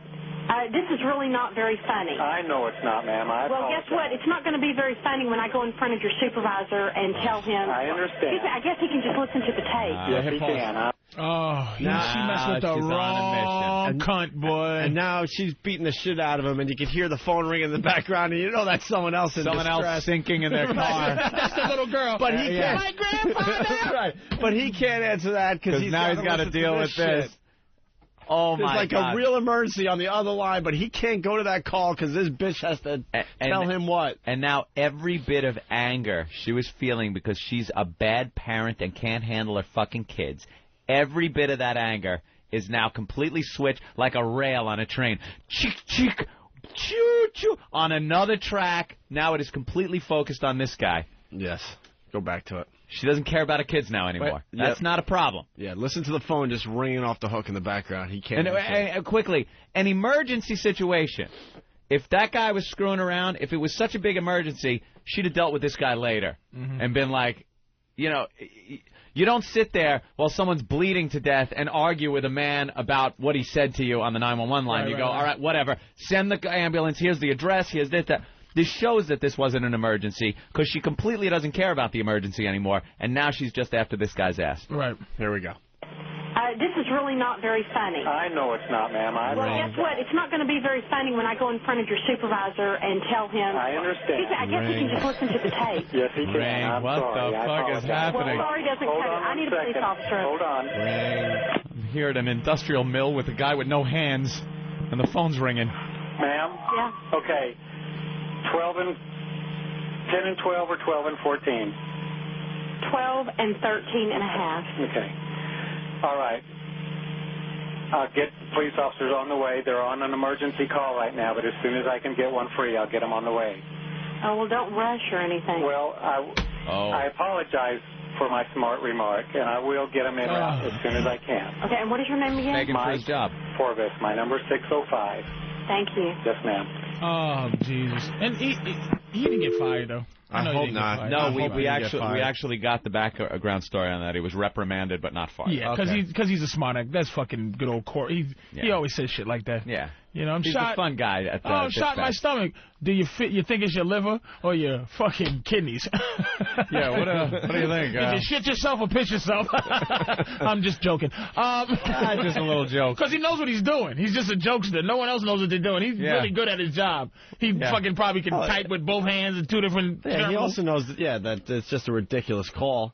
Hedda in New York has something for Anthony. Hedda. It's Newark. What's up, guys? Oh, Newark, sorry. Hey, Anthony, man, I noticed that lately you've been very racist. Lately? I take offense to that. Well, the old show you weren't that racist, and it seems like with Patrice there, you're trying to hold it back a little bit. Patrice, when you're not there, this guy is damn near Hitler. I mean, he what is it, Hedda? Hedda, yeah. I'm very happy. So you're saying... Hedda. Oh, see, I got an XM radio now, motherfucker. I can hear your... You know what? Thank you, Hedda. Sir? He's up here smiling in the black man's face, but his good old AC, the racist. Hedda, do you have an example or something? All that Hitler stuff. When you talk about Hitler, you talk about it with gusto. It's like with gusto, you bastard. Really like, do you think that kind of racism is the kind of racism that Patrice even cares about? No, anti-Semitism? He don't care. The blacks hate the Jews. Not only that, like sometimes when, like for example, you might do a news story about, say a black guy committed a crime. You say something smart like, if I could find one in the paper, I'd do a story about it. Oh yeah, you'd be like, oh yeah, well who else is gonna be? You know, like the niggers, you know, like that, whatever. Now you're lying. I'm lying. Sir, now you are lying. Our listeners are great with that. Have I ever looked and read a news story? Shut up, let me talk now. Uh-oh, Have I ever read a news story and gone, Opie, the niggers are at it again? I can't say. Have I ever done that? Not on the air, no. I can't say you did. Well, look, I'm just talking about what the listeners hear, not my drive home. I never heard you call anybody a nigger. There's absolutely two different shows that go on. I hear his context. One on air and one off air. Yeah. When I get here, you're just a little more liberal. A little bit. You know what? But that's why I'm here from time to time, Hedda, so that I can control his racist rants. And I imagine if I wasn't here for Martin Luther King's birthday, what these two motherfuckers would have said about it. It would have been a mess. And Hedda, stop blowing up our spot. Alabama's just about liking us at this point. One more thing to say. Anthony is funny as hell. Keep it up, though. Thank you, Hedda. And Bastard trying to sell me out to my pal over here. What the? Dirty racist. And hopefully it's all. And I'm... Just what I thought. All right, Hedda. Thanks for the help. Thanks for helping out my insecurity today. Selling out, blow up my spot, son of a bitch that guy was. Oh, well, here come the examples. Opie is as big a racist. Let me tell you something. Anthony, you know what you are? You are you try to reason through the racism. Thank you. I'm a diplomat. Opie is a complete hunk of shit with the racism. Just an asshole. He comes up with some shit that only a racist could even... About the chess, and to say there's no king on a black chessboard. Right. That's just deep down fucking hunk of shit right there. That's just a hunk of shit move. That's just stereotype. Reality. That's just a taste of the Don't call me racist. Chessboard. I used to play basketball with the colored. There it is. And they wouldn't let him play. Yep. They fucking called him as good. Tight ass hunky. But I kept my own with the brothers on the basketball court back in the day. Listen to me. We got some examples of Anthony's racism. It's not about me today. Brian, North Carolina. Yeah, I got to call you out on it a little bit. I really don't care what you talk about. I think it's all funny, but I got two examples. First being when you're talking about the mayor of New Orleans. Right. You talk about it completely different when Patrice is there. Yesterday when you were talking about it, you're like, Anthony. He's about putting chocolate back in New Orleans. And the other example was Black Earl paying for the check. And when Earl started complaining for it, he said, I don't see some nigger wage. And I never said that. Bitch, what happened? I never said that. A little bit. I deny that categorically. I never said that about Earl. All right. Thank you, Brian.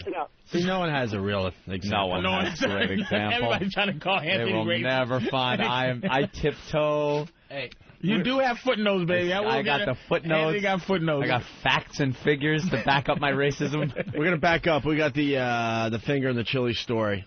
Oh. To get more of the facts out there. I don't think we had all of them. And it was a gruesome and, to many people, a nauseating story that grabbed the country's attention. A human finger found in a bowl of fast food chili. Now the couple behind What turned out to be an extortion scam is facing a long stretch in prison. Here's ABC's Neil Karlinski.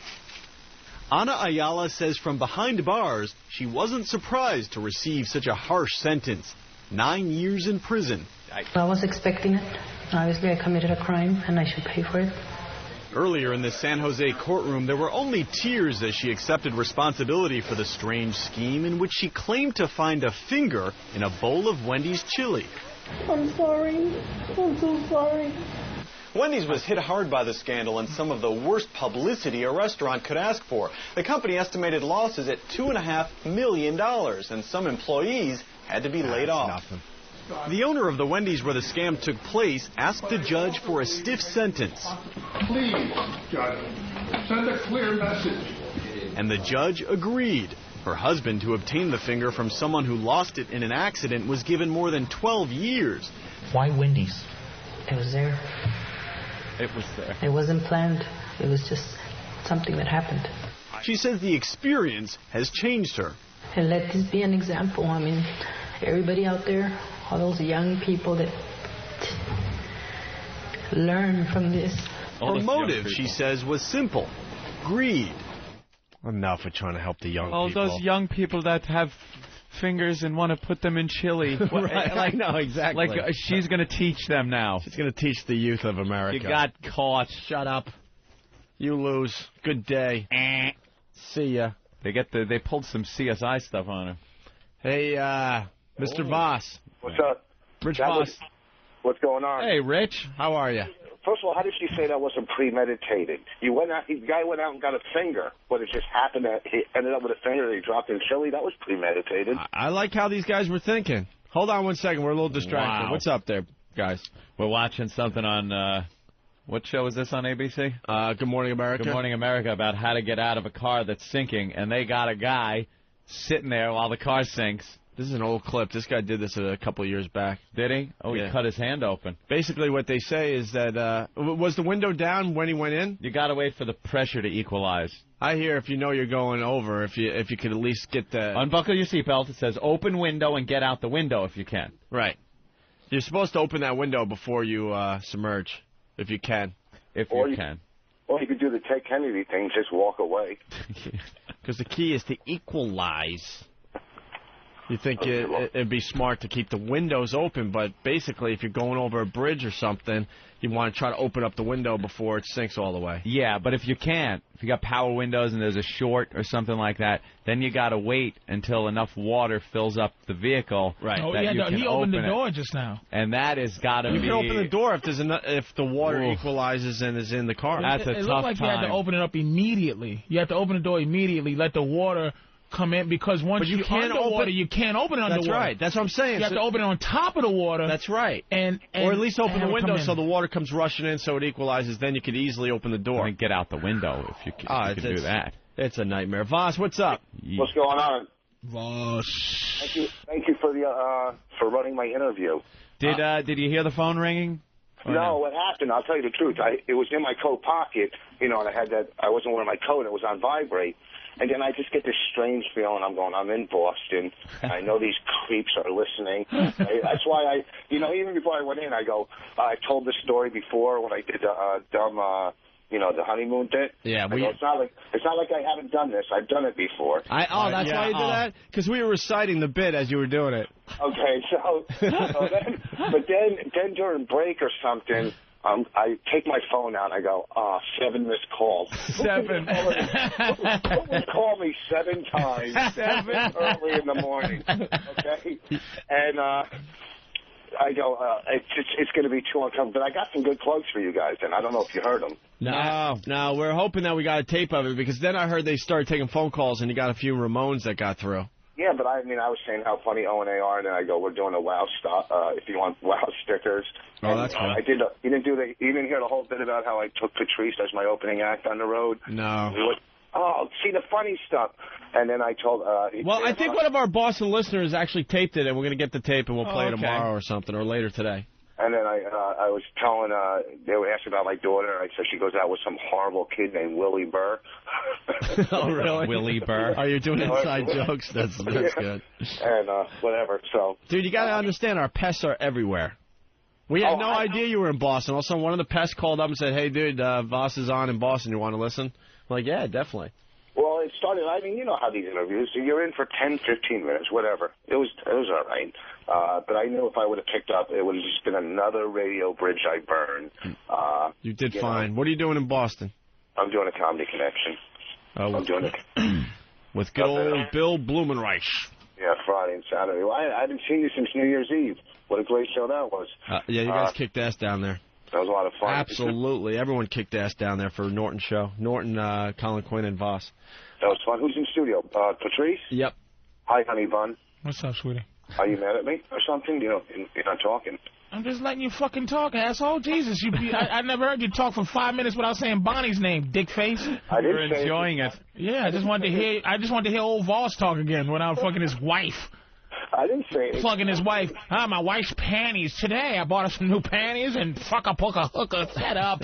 Oh, you know what? You suck just all bit of life. You're like a. See, this is what I'm saying. See, the old Voss would never say any shit like you suck. See, I'm trying to be positive. Shut up, Voss. I want negativity, motherfucker. Give me some negativity. Z100XL radio. Shut up. God damn it. I just was enjoying you sounding like a goddamn grown man again for 5 seconds. I am. I'm not like, I didn't talk about any broads or anything. I didn't talk about my wife. I'm talking about guy shit, you know? I'm just a dude now. You were talking about your wife having her period on... We heard you. I did that one dumb bit. No, you didn't. You talked about your honeymoon. You talked about the HBO special she did. And then you also talked about how she put her head on some strangers... That was a new bit, and it's funny. It was a true story. Well, that's not the point, Voss. The point is you just said you talk about guy stuff. Well, here's the, you know, if you can get the tape of me last week on radio, I just destroyed it. Someplace, you know, look, at 3 years on the road, I'm doing hundreds and hundreds of radio stations. Sometimes you're into it, and sometimes you're not, and you just put it on autopilot. You guys know that, all right? I don't know that. Because you don't work that much. You know what? I know the story about Patrice, Opie, and Anthony, but we were doing shows. We did 2 shows. They were sponsored by the ACLU fundraisers. Yeah. But ACLU, right? Patrice, they said we can't use him on the second show. He was too offensive. So the fucking ACLU, who pushes the First Amendment. Yeah, it's censored. The ACLU defends Nazis. And they defied that zero. Pedophiles, everybody. Yeah. They want pedophiles taken off of the list and stuff. He's pulling neutron bombs out on me. Jesus, Voss. Jesus Christ. Too offensive for the ACLU. Yeah, I did. That's like getting kicked out of NAMBLA for liking too many young boys. I don't know. I gave you credit on the radio when you wasn't when it was off air, though. I was telling Anthony that I think that you're just happy because you just feel like this is the first time in your life you feel like a responsible man. Like you're doing all the things that like men do. You have a family, you have a house, you just... And society deems you a person now. Right, and you're not like this rebel anymore. You really feel like life is something that you should be a part of, and I understand it. I gave you credit where credit's due. Listen to me. All right? I had that feeling you're talking about with my first marriage, okay? The whole week. No, you didn't. You was in a fog, you fucking junkie. We're talking about now. We're talking about sober Voss. Now I'm getting old and lonely. There's a difference between old and lonely. And, you know, how many times can you take some snaggletooth waitress from a comedy club behind a dumpster and be fulfilled, fucking right? You know, Jesus, Voss. He's a hopeless romantic, isn't he? Oh, did you bring her flowers? Snaggletooth. Hold on. Did you give her unpeeled bananas? Let him talk. He's on a roll here.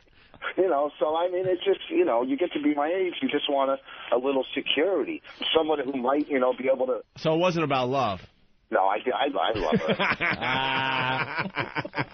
Gotta call you out on that, Voss. I'm in love. What are you kidding me? Let me tell you something, too. If I didn't have her, if I knew about this whole MySpace thing before I met her, all these hot broads, what are you kidding me? Oh, but, what, you know. You're getting a lot of MySpace girls? Yeah, they always, can I be your friend? Can I be your friend? Yeah, you could be my friend. Yeah, of course. You can be my friend. How many friends you got? It's fake friendship. I hate MySpace. How many friends? I got like 4,000. I used to get more when Anthony had me in his top 8. Oh, shit, you took them off? I switched my top 8 around. I switch it up. I had the soldiers on for a couple of weeks. Anthony put but no Bobby black Kelly people in on the his top 8 in the ever. 4 out. Is that true? You've never had a black person on your top 8. Let me think. I think you're right. I think you need to go home today and make all your top 8 schwoogies. I will you know something? Wait a minute. Should be for the month of February, but it's close enough. Okay. I will have an entire black top 8 for Black History Month. Oh man, he's gonna be sweating at home. Trying to figure it out. I hope I can find 8. I have over 10,000 friends. I think I've denied every black person. And they have to be black. Really? Not Halle Berry black. No, they gotta be. They gotta be crispy black. They gotta color, be. They gotta be Mickey Rivers black. They gotta be any black motherfucker, any shade of black. They gotta be Manute Bol black. I want to see black. 60. You can't. I want it to be so black you can barely see their faces. Let them crawl before you walk. Yeah, come on. My top 8 looks like Greenwich. Jesus, there has to be some racial mixing in there somewhere. Just something. Can't make it. If you put Patrice in your top 8, you only need 4 more. Nothing. It was going so good. I was doing so good. It really was. All right. Good old boss. I was going good. Don't cut me off because I have one bad one, all right, when I have 10 good ones. Well, they were telling us that you got to go. Yeah. Who's telling you that? You guys are telling you that. You guys are telling you that. You know what? No, it says right here, Voss has to go. You have to do another interview or something. I don't know. I don't know what your people are getting at. You can kick me off and you can do all that, but I'm going to be big again this year. This is my year, pal.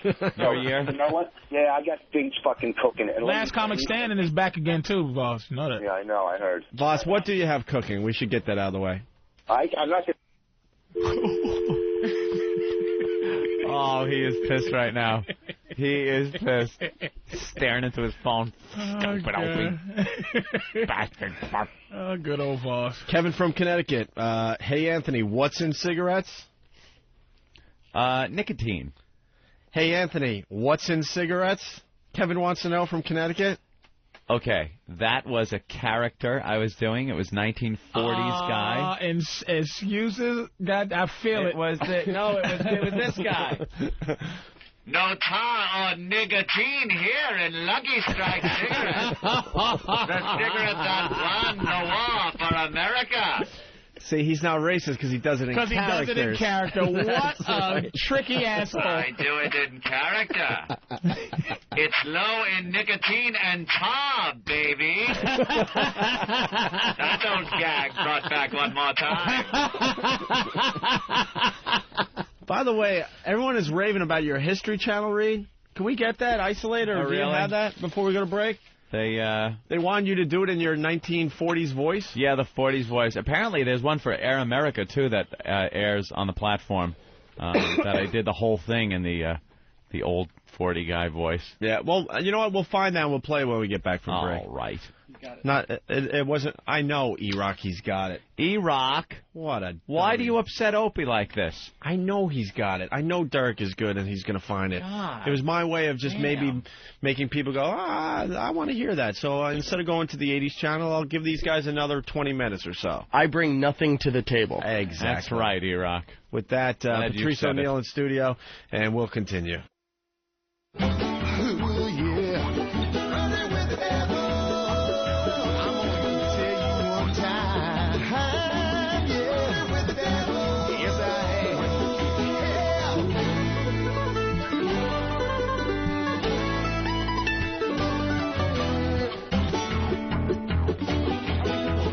Hayseed Dixie, doing the classics. For all our Southern friends, for all our country fans. Yes, Doug. We don't understand the country, sorry. We try, we just don't get it.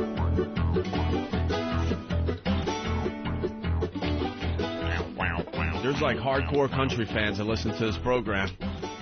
And we got nothing for you, I'm sorry. we just don't get it.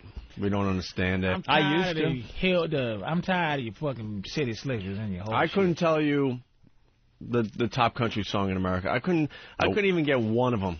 No. I couldn't even get one of the top 10. It kind of crossed over for a little while when Garth Brooks was big. Right. There was a big country crossover. Remember, like all of a sudden somebody you knew started wearing cowboy boots. I was more of an achy breaky heart guy. You? No, I'm just kidding. But my girl lost her foot in a lawnmower accident. That's number one. That's the number one song. By Bootney. By Bootney Carnsby. Billy Bob. Billy Bob Russell. My girl lost a foot. Hello, I'm Billy Bob Russell. Give me the top 10 country songs in America, and we'll do a little riffing. I was into the country way back when I was growing up, because I was out west and I rode horses. So my father always had it on in the truck. But that was your old school country. Dude, your Loretta Lynn and shit. Everybody liked that old school. Old school country was like super crossover. Like, you know old school country songs because they're not really like country kind of thing. Yeah, it was pretty. It was like, I think the big crossover back then was the Stand By Your Man. Stand by your man. Or the Coal Miner's Daughter. Don't matter who he's fucking, just keep on sucking on his cock. That was the whole song. Stand by him, don't matter what he does. Islands in the Stream. Yeah. Fucking anything by Charlie Pride. He might punch you in the face, but stand by your man. Show the world you love him. As they throwing bottles at the fucking screens in front of the stage. Roll them up, hoop them up, rawhide, hit them up. Ah! There was some big country songs back then. Yeah, now I don't even know who the fuck. Achy Breaky Heart was the last thing that crossed over into my... You would know Garth Brooks songs, wouldn't you? I know not one. No? Whatever his most famous song is that I should know, I probably don't know it. Really? But Achy Breaky Heart I knew. What's like Garth? What was Garth's biggest hit? What was his biggest hit song? I don't know. You don't even know? Well, maybe Patrice wouldn't know. Fucking Patrice knows a lot about white culture, though. I'm from Boston, really dude. studied and it. I'm corny. I have a corny streak where it's like a lot of that shit is just like, I do like... It scares me sometimes. I think maybe you're a spy. The only problem I have is calling it a culture. But other than that... Oh, really? What are the top 10 country songs? We just want to go over the list. No culture? I just like hearing what y'all did with our shit and turn it into your shit. And like, oh, that's pretty interesting. All right. We love stealing from the black man. This is really the number one song in country music, huh? Let's start with number 10. Are these albums or songs? Songs? Does Derek have the list? Maybe we can play a few of these. Number 10, top country song in America right now is a The song. House Next Door to Me was so... What? No, that isn't? And Garth Brooks is on the list. He's still doing shit. Man, there's country fans right now laughing at us. Tim McGraw. I heard of Tim McGraw. Yeah. He's like one of those guys who's big enough to have crossed over into my ears. But I don't know his songs, though. George Strait? You know George Strait? Well, I got... Man, fuck all that. Get to the... All right, well, I got it. The number 10 country song in America. Here it is. A little taste.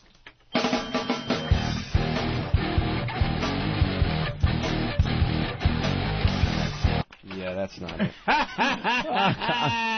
God damn, motherfucker. What is that shit? What happened? Just wrecked my own fucking You ruined your bit. God damn it. Is this the chick from fucking... Yes, it is. Are you serious? Yes, it is. She's got the number one country song in America. Wow. Carrie Underwood. You're joking. All right, the number 10 country song in America. You got it, Derek?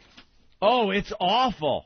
I've heard this one, right? You know this one? Yeah. A band called Little Big Town, and the song is called Boondocks. I meant Carrie Underwood's song. Oh. Yeah. Let's hear this. This is the number 10 country song in America.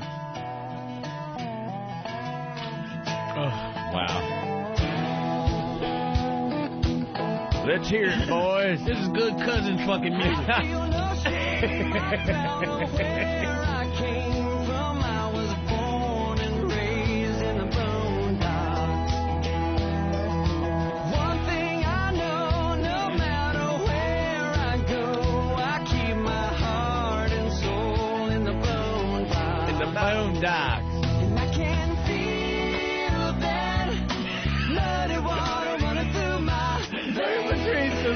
laughing at this shit. A little sprinkle of Partridge Family in there. I was feeling it to the Partridge Family. Until that harmony came in. Hey, I could feel the muddy water running through my veins. Reuben Kincaid should be right around the corner and manage this. Manage this. White people stealing from black people again. Boondocks is our term. That's a black man's term. Boondocks. The Boonies. That's number 10. The Boonies. Got the muddy water running through his veins. I'm with Patrice on that. I was kind of feeling it up until that harmony kicked in, and then it got a little corny. All right. Shields and that. Sha-na-na-na-na-na-na-na. Sha-na-na-na-na. Let's go with number 9. Top country songs in America. We're trying to educate ourselves and, All right. and our listeners out there. Very good of us. There's a band called Sugarland, No Clue. And the song is called Just Might Make Me Believe.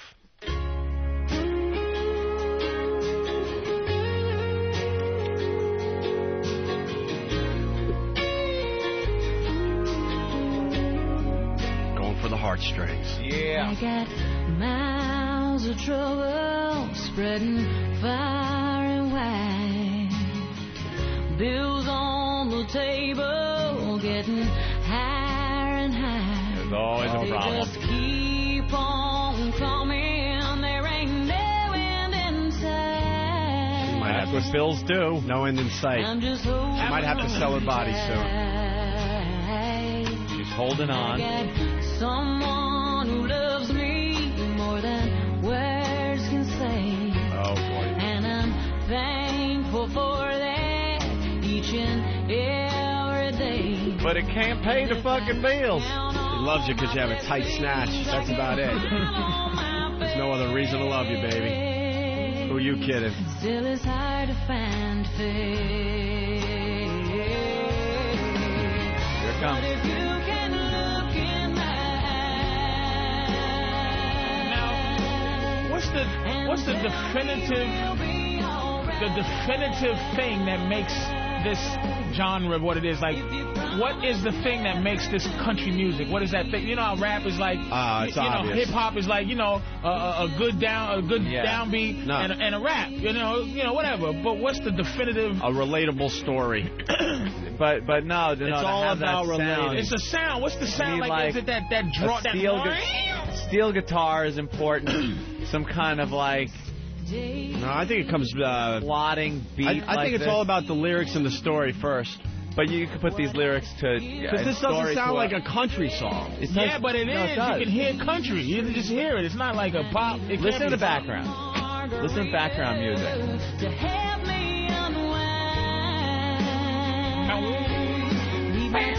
It's that like bluesy thing going on. Yeah, most country songs, I'm sorry, are essentially mechanically the same song. Like they're constructed the same in terms of the way the chord progressions go. Right. It's the story that is crafted around. So Ope's right. But you could put the story and the lyrics to a hard rock song. You're absolutely right. right. It's not country. Right, and it's not country anymore. Leonard Skinner had that thing, but when I listen to Freebird, I don't feel like I went over to... Yeah. It's as if I leave here to... It doesn't sound like this... It's got southern roots in it. That whole Leonard Skinner thing, and so does country. It's a very bluesy. It's the mechanics of the song. Well, what was that song about anyway? I don't know. She can't pay her bills. She's kind of like just holding on. Yeah. And this person she's in love with is the one that's going to make her believe everything will be okay. She's happy to be mediocre. Yeah. But then she drinks her margaritas to kind of make things... Who doesn't? All right, let's go. Drunk mediocrity. That's what that song's about. Let's go on to number 8. There's a bit here somewhere. We're going to try to find our way in the middle of this here. Top 10 country songs in America. Number 8 is a guy named Dierks. Dierks Bentley. Dierks Bentley. I'm Dierks Bentley. I'm listening to my album, Come a Little Closer. Dierks Bentley, pleasure to meet you. You think the truckers in Alabama just like, go ahead, fellas, and they're just driving down highway going, man, these guys, they're just multicultural and just listening to this horse shit, and they looking up into space, fucking somewhere still dark in fucking Utah, and they fucking driving down, going, man, don't you make fun of the girl from Sugarland? Right. Bitchy McGillicuddy, she's a beautiful woman. That was my goddamn wedding song, you motherfucker. How about we play a little game? Dierks Bentley, come a little closer. What do you think this song's about? Well, it's there's an alien from outer space, and Dirk Bentley teams up with other people in the squad, and they kill the alien. I'm Dirk Bentley. Oh, Dirk Bentley. Dirk, get to the chopper. Get down. Get down, Dirk. Come on, Dirk, do it now. All right, so what is Come a Little Closer about? Come a little closer. That's self-explanatory. Little love thing going on. Okay, ready? It's a girl. Mm-hmm. Yeah. It's a girl who he's been trying to get for a long time, and he just wants her to. She's wary because it's 2006. Bitches are wary of man love. Damn, this was exactly what I was going to say. She's wary of man love, and he's just like, look, I understand that you're a little nervous and you think I'm a wolf in sheep's clothing, but I love you, and you'll see that. A little closer. You'll see that if you just come a little closer, you see that I'm Dirk Bentley. So that's what it's about, you think? That's what I say. Yeah. All right, let's listen to Dirk Bentley. Come a little closer.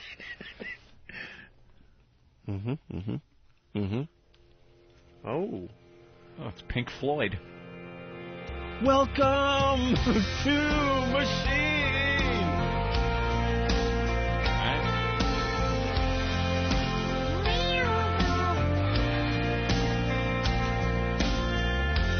Come a little closer, baby. I feel like laying you down. Ooh. Going for the Blue Knot. Date rape song. On a bed of sweet surrender. Where we can work it all out. Work it all out? Uh-oh, what's this the guy problem? stinks. Tell us the problem right here. Let's listen to what the problem is. There ain't nothing that love can fix. Okay. Girl, it's right here at our fingertips. I thought it was going to be dicks. So come a little closer, baby. I feel like laying you down. Laying you down? I feel like laying you out. To be more accurate. Come a little closer, baby. Need another verse. I feel like letting go. Got a big jar of Vaseline. Gonna punch her in the asshole. Of everything that stands between us. What's the problem? And the love we used to know. The problem. They were in love. Rediscovered each other. I want to touch you like a cleansing rain. And let it wash all the hurt away. I got it. Pause this. Pause it for a second. Here's what the problem is. Yeah. We were thinking too complex, Patrice. Yeah. Here's the problem. They got all kinds of problems and issues. They were in love, but this guy probably sounds like an asshole. Yeah. Maybe cheated. Probably did a little cheating. Hit her a little bit. With the waitress down at the Greasy Spoon. Right, the Greasy Spoon. She's willing to give up the Blue Knot, and this little filly isn't. And in his simple Dirk Bentley mind, he thinks, once I fuck you, it's all going to be fine again. Like, I know we got problems, baby, but just get in the bed. Wait a minute, Anthony. Get in the bed. I learned a thing or two from the waitress down at the Greasy Spoon. I'm going to show you what I learned. You got to take calls from the actual motherfuckers who know. Who know this stuff? Who actually know what DX is talking about. Dirk Bentley, come a little closer. I'll even lick your ass. Guy go, man, you don't have a goddamn clue what he's talking about. What he's saying is... Well, let's see what Ken in New York has to say. Ken, you know this song at all? Hello? Hi. Do you know what Dirk Bentley is talking about in Come a Little Closer? No, not really. But I got to defend this country music, guys. We're not bashing country. We're really not. We're basically telling you we have no fucking clue what it's we about. kind of like little big town boondocks until they sounded like the Partridge Family. Well, you know what, guys? I'm from New York, born and raised, and I got into country music 3 or 4 years ago. I can just fucking identify it with it. I don't know what. I can't even explain it myself. Really? Thank you. I'm going to go to Ty in Alabama. Ty? Yeah. What's up? Hey, y'all boys taking this shit a little bit too far now, ain't you? Damn. Y'all, it's all right when y'all messing with the spook up there. No damn, y'all fucking with my music. See? The second we hit the Midwest, it's over, Johnny. They can't take the joke now. I love when you was with the Puerto Ricans this morning and the Mexicans. That shit's funny. Hey, you got to call a spade and a chick a chick. But you can't mess Don't with fuck with Dierks Bentley, goddamn. Yeah, but see, if I was a listener to this program, I'd be enjoying how clueless your pals Opie, Anthony, and Patrice are when it comes to country music. Well, the whole thing is, his name's Dierks Bentley. It ain't Dierks, it's Dirks. Oh, Dirks. Dierks to us. Right, He spells it D-I-E-R-K-S. Dierks Bentley. Doesn't matter. Does it really matter? All right, wait. Well, we got to find out what's going on. I think there's more to this story. So, thank you, Ty. Thank you. All right, don't take it seriously, though. We understand that someone's music out there, but we're just trying to tell you we have no fucking idea. Hey, look, if we was on here just trying to deconstruct rap, okay, right, motherfucker, they'll be out there. Dude, let's do that. Are you in tomorrow? Yeah. All right, we'll do that. Let me tell you, I can never understand what them niggers say. Exactly. That's what you get, but you fuck with that country music. We're trying to teach it, right? We're trying to learn. I'm trying to learn about this goofy ass music. I want to be educated. All right, tomorrow we'll do the opposite. We got to find the top 10 rap songs in America. Right. Deconstructed. I'll tell you what. We just need. I'll do it right now. I don't even have to hear the songs. 4 of them, somebody's getting smacked, and 3 of them, somebody's getting shot. That's somebody's getting shot, somebody getting. And then in between, he's going to talk about his rims and his fucking gold around his neck and his gold wait a minute. Okay, if you're going to say that, I bet you there's a running theme in this horse shit, too. All right. Yeah. There must be a running theme into this. You're right. All right, let's get back to Come a Little Closer. Cause, Dirks or Dierks Bentley. Dirks Bentley. Let's get back to the song. Come a little closer, baby. Yeah. I feel like letting go. Letting go. Of everything that stands between us and the love we used to know. Alright, gonna fix it. I wanna touch you like a cleansing rain. Cleansing rain. And let it wash all the hurt away. Oh, this guy fucked her up. So come a little closer, and now he wants her back. He's gonna fix it by fucking her. What a guy. What a guy. What a trooper. Let's forget about all that shit I did to you. How you feel now? Yeah. Remember the good banging I used to give you. All right, that's enough of that little ditty there. There's Dierks Bentley and Come a Little Closer. Some guy is just, and they don't want us to talk over because some guy's just going, man, you know. Yeah. I sure like this song. Man, what a great song. Who's the pig with the hotties? Let's move on to the next guy. Yeah, that is a big guy. He is big. Did Patrice just fall on the floor? Yeah, Patrice just fell on the floor. He actually... See, it's... Evil Opie comes out. Patrice, you all right? Oh, fuck me. Get up off the floor, man. We can't pick you up if there's a problem. Oh. Ow. I'm sorry. What's wrong, man? Oh, my God. It's just perfectly said what it is. This is fat face with all these tins. Oh. What is she, the support team? Oof. All right, we'll get into the hotness that's outside the studio in a little bit, but we're in the middle of a fine bit here. Oh, God. Top country songs in America. Number 7 is good old Garth Brooks. Yeah. And Good Ride Cowboy. All right. What's this song about? Oh, hold up. We got to figure it out? Yeah, we got to figure it out. Yeah. But it's Garth, so it's probably just about being a cowboy.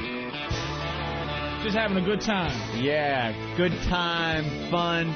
Oh, it sounds fun already. Nothing bothers me. From the hills of KC, Wyoming, where life's woolly and wild. Came a Navy brat and a cowboy hat and that Copenhagen smile. Yeah. And from Bucking Bronx and honky tonks, he always sang a cowboy song.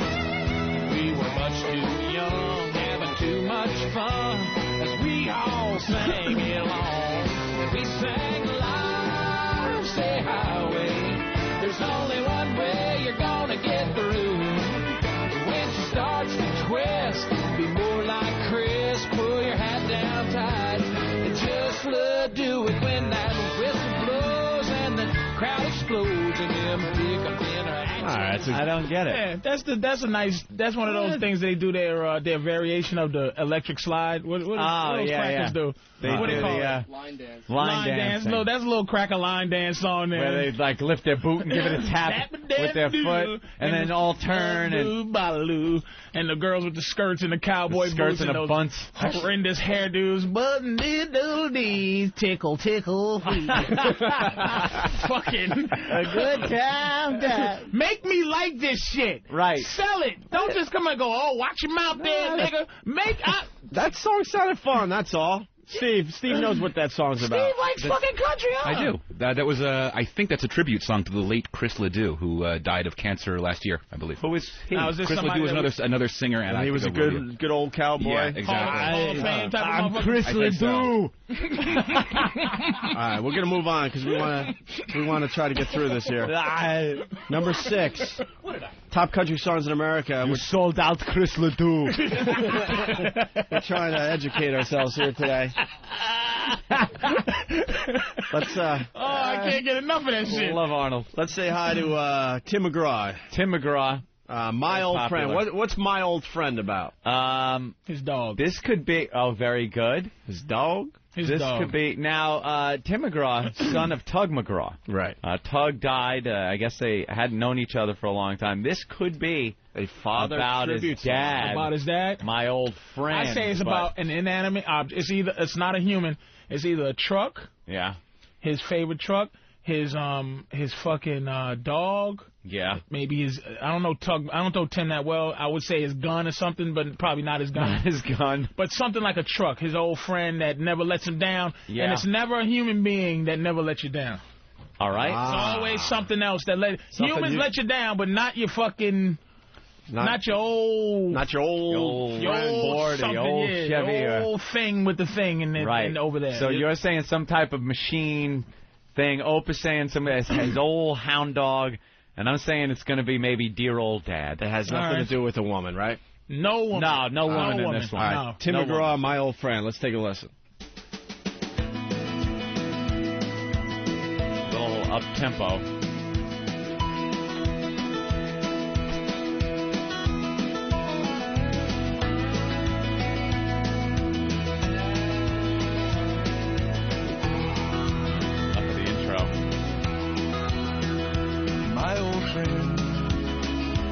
I recall the times we had hanging on my wall.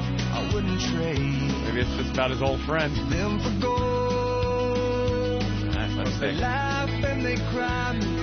They somehow sanctify me. They're woven in the stories I have told and tell again. My old friend, I apologize for the years that have passed since the last time you and I dusted off those memories. Just an old friend. Now, Patrice. I pause it. Patrice got something. I'm telling you. Listen, it's hanging on his wall. He's being clever. It was since I dusted off. No one dusts off their fucking buddy. You understand? You think he dusted off the thing? It's a thing. I'm telling you. You think it's still going to be a thing? I don't fucking know. It's hanging on the wall. Maybe in the chorus he talks about it. Maybe it's pictures of memories of him and a friend. I think it's his old friend that he just doesn't call anymore. Just a buddy? Maybe we're overthinking it again. Maybe a friend he doesn't know how to quit. I don't know how to quit you. You know what? When we was on Brokeback Mountain, I was fucking you in the ass. If this doesn't turn into something clever that, like you said, then the rest of these songs, whatever it says, if it says Sugarland, I want to say it's about sugar. All right. No more credit to country music if this motherfucker's talking about just his buddy. All right, let's hear. Let's go. Back to my old friend. There's always somewhere else I had to be. The time gets thin. My old friend. Don't know why. Don't know why. Don't know why. You don't know why. Don't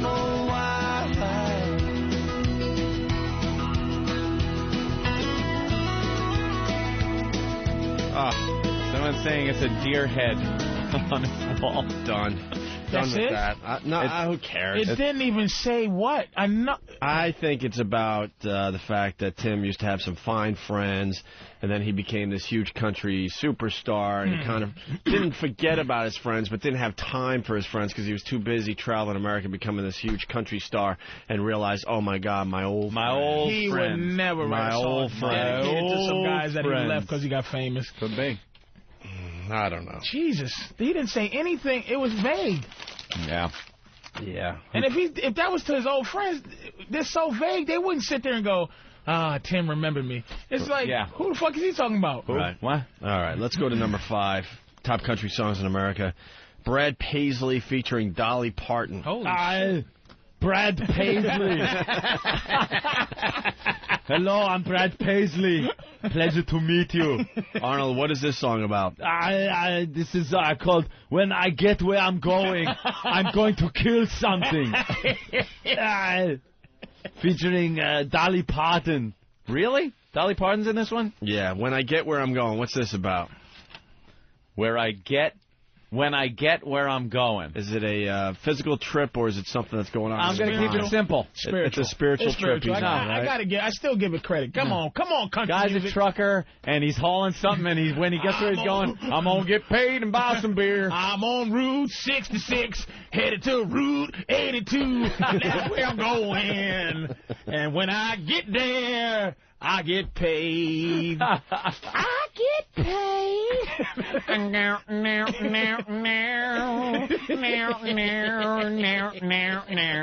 Well, my Peterbilt is running.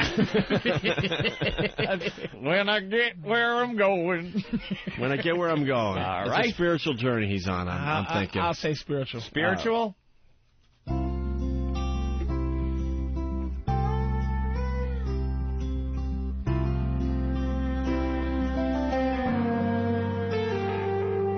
When I get where I'm going, on the far side of the sky, the first thing that I'm gonna do is spread my wings and fly. I'm gonna land beside a lion and run my fingers through his mane, or I might find out what it's like to ride a drop of rain. Yeah, when I get where I'm going, there'll be only happy tears. I will shed the sins and struggles I have carried all these years, and I'll leave my heart wide open. I will love and have no fear. Yeah, when I get where I'm going, don't cry for me down here. I'm gonna walk with my granddaddy. Oh, he's got cancer. Oh, boy. Oh, he's got the big C. Oh, fuck it. Come on, man. God damn. Don't say that. He's giving a positive spin to cancer. No fucking way. Eventually, he's going to be up there with Granddaddy. Then I'll hug his neck. Yeah, when I get where I'm going, there'll be only happy tears. See, because usually the sad tears when a loved one dies. But don't worry about him. He's going to be all right. I didn't see this coming. He's going to be with Granddaddy. All right. All right. Enough of the cancer song. That guy's not dying. That's a dying song. Let's go to Amanda in Brooklyn. Amanda, Good morning. what's the Brad Paisley, Dolly Parton song all about? Well, usually the newer country stars like to link up with an old one to do some type of tribute song or something like that, and it's pretty much about going to heaven and what it's going to be like. It's pretty basic. That one's an easy one. Yeah. Yeah. He's not dying. No, I was just talking about what it's going to be like when you get there, just dreaming about it, I think. Oh, that's So, wonderful. Yeah, I know. Pretty depressing. All right. Thank you, Amanda. Thanks. Have a good one. All right. Let's move on to number 4 here. We're almost done. Billy Currington. Billy Currington. That was a movie I did in '96. I was Billy Currington. Song's called Must Be Doing Something Right. Must be doing something right. This is him counting his blessings. Yep. This is what it is. This Look, is an I got absolute love song. I got a girl. She's wonderful. He's maybe got a good career. He's got this. I must be doing something right. Life is good. It's Right. just about the love of his life. Just a You girl. think it's just a girl? Just a girl. Must be doing something. Absolutely just about a girl. all right. That's good. I say it's general blessing. General blessing? Yeah, I say it's general blessing. He's got to be in the position he's in. Because you never heard of it. This guy's new, and it's like, thank you to show business for, like, letting him do his dream. No girl. All right. There's no girl involved. Not a I'm girl. saying He this has is another, all about he has another girl a somewhere. love life. Okay. Must be doing something right. Billy Currington, everyone.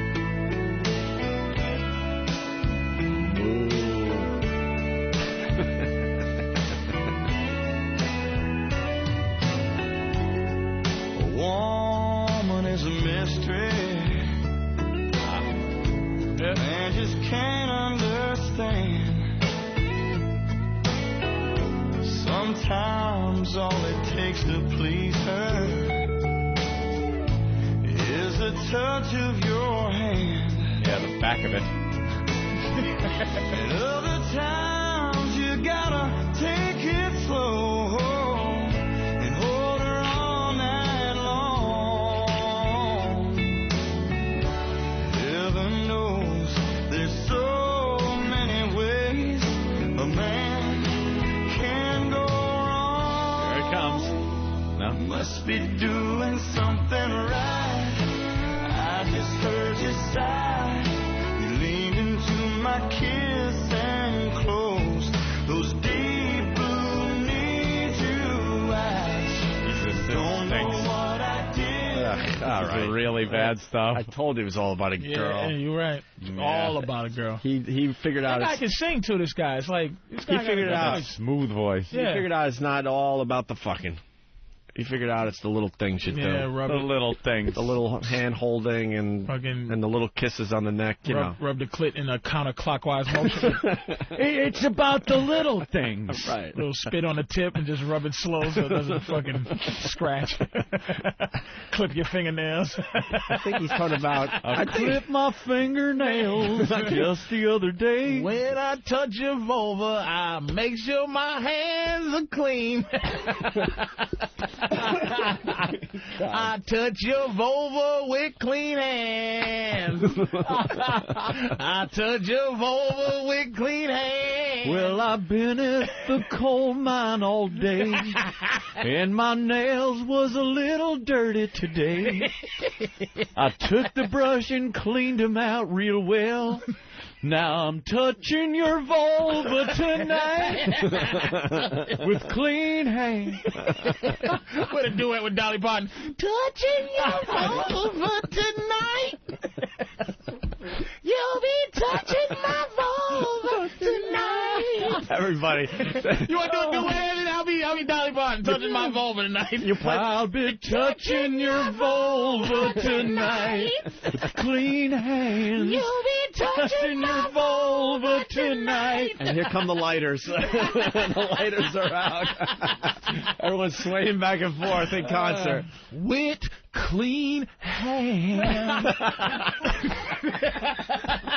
That's what it's all about. He's very caring. Raquel, what's up? You guys are killing me with this crap. I hate country music, and you guys are killing me. See, there's Oh, my God. a way to listen to country music. Oh, I hate country music. But have you noticed that it always goes, with country music, it goes from one extreme to the other. You have like a party life, and then it goes to somebody dying. Yeah. I absolutely hate country music. Yeah, there's no real in between. All right, thank you. Yeah. But we nailed that song. It's about touching the vulva, right? Yeah, with clean hands. With clean hands. Clean hands. Woo! That was with clean hands. You heard it here on the country station. With clean hands. That's the name of the song. With clean hands. With clean hands. Oh, my God. That one's just taking off.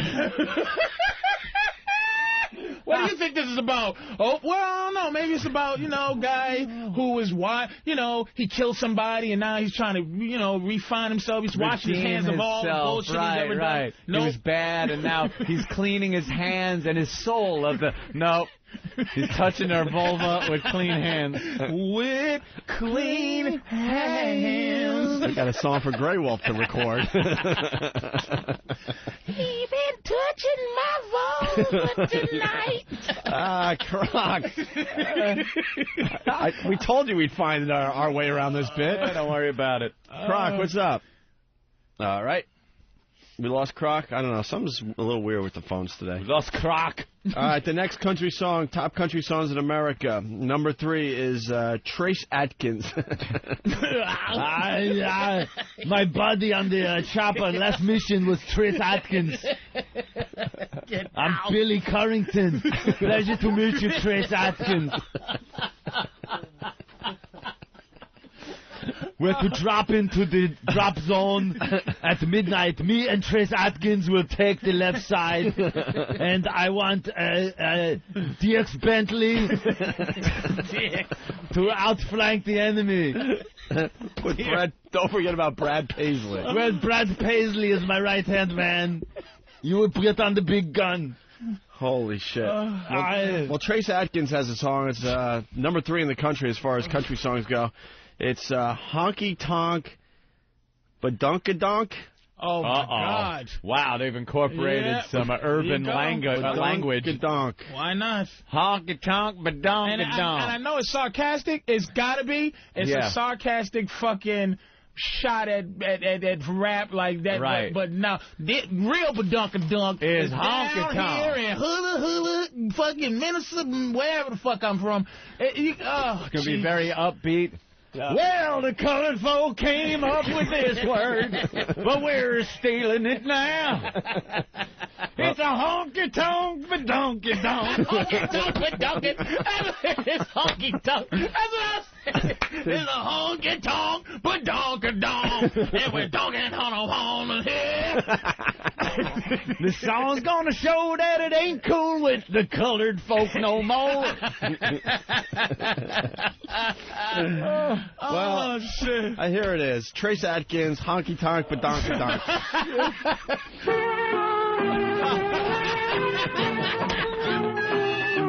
don't think this is it. The house next door to me's been sold to niggers.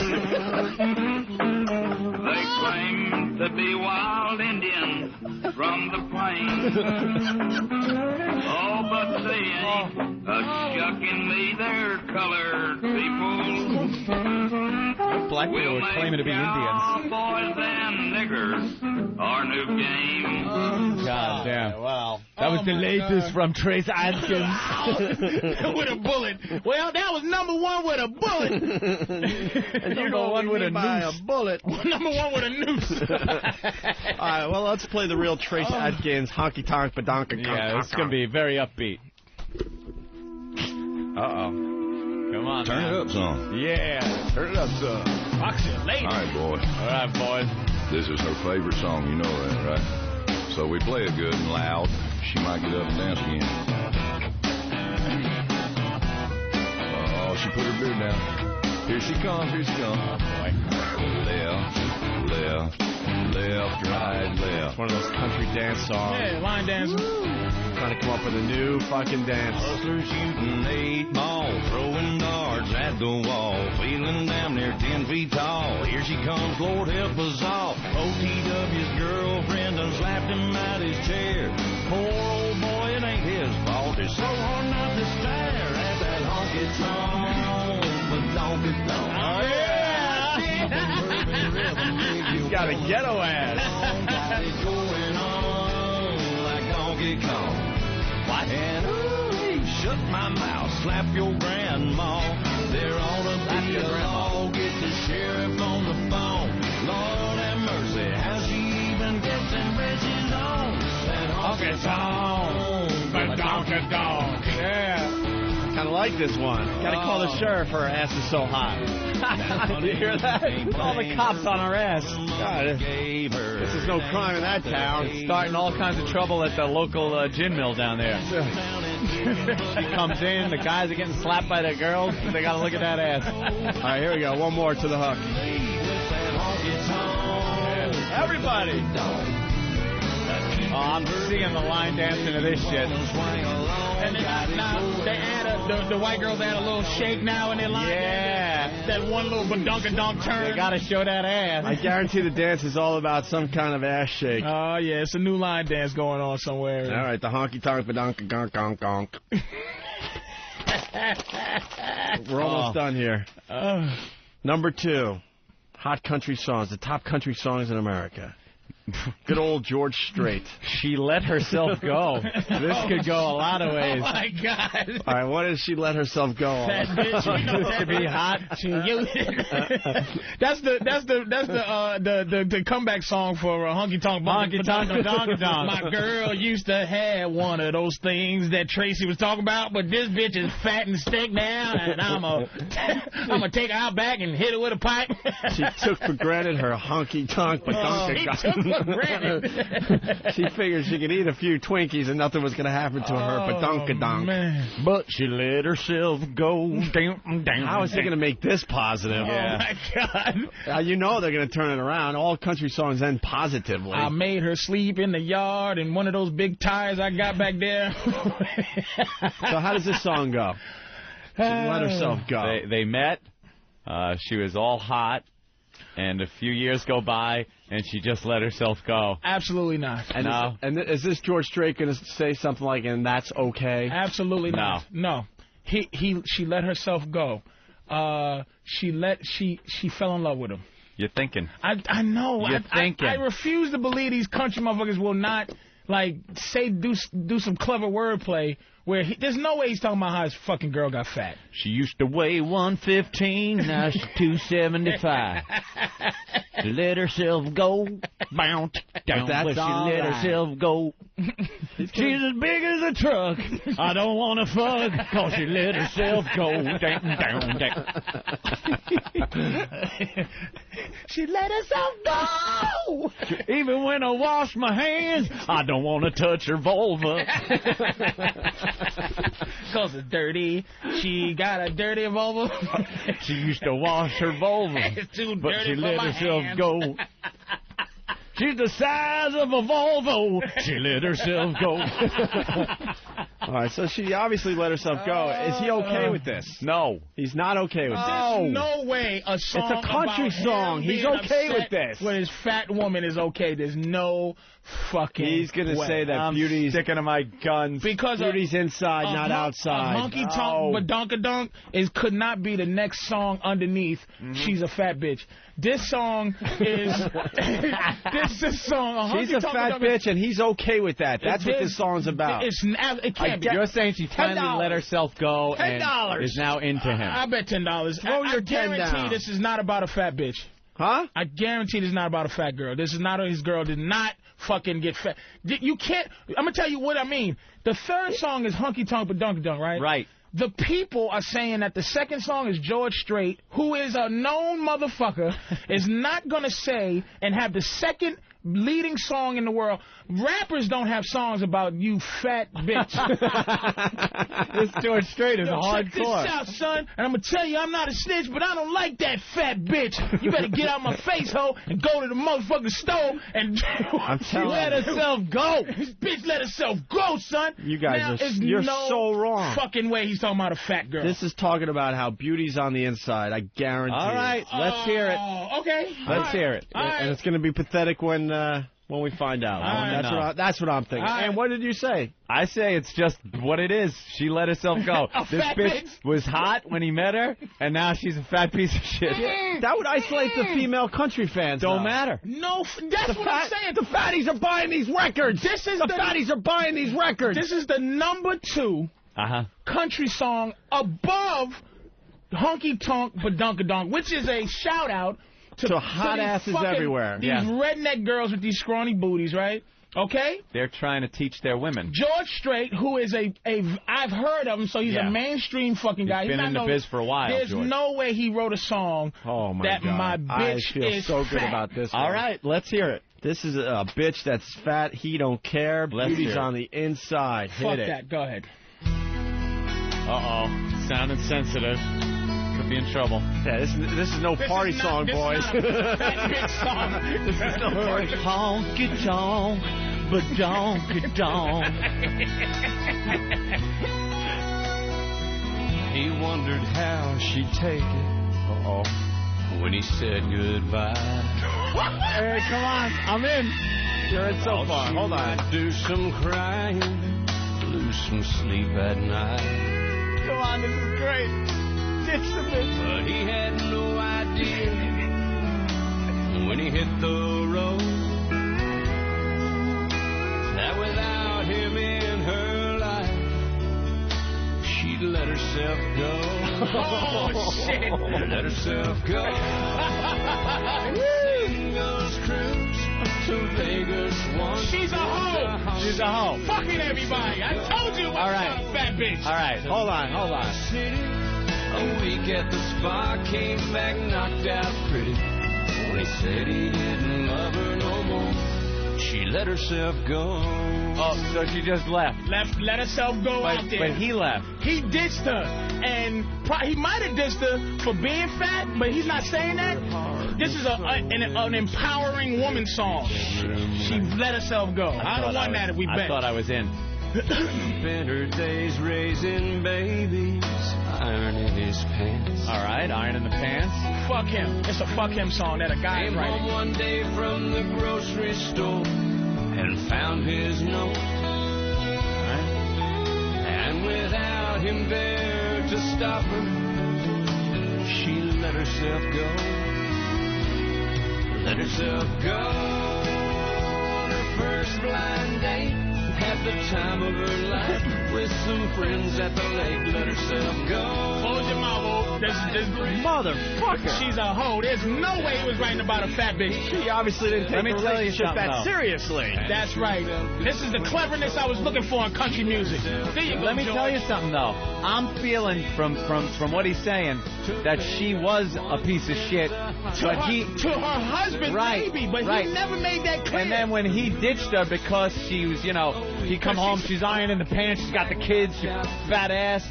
And he ditches her, she hots herself up at the spa and starts fucking everybody. Wordplay. It was wordplay. Yeah. She and not fucking everybody.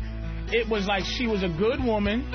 This is his song. If she was a good woman, this nigga didn't appreciate her. Yeah. Got on the road, and then she's like, you know what? I'm gonna make myself better.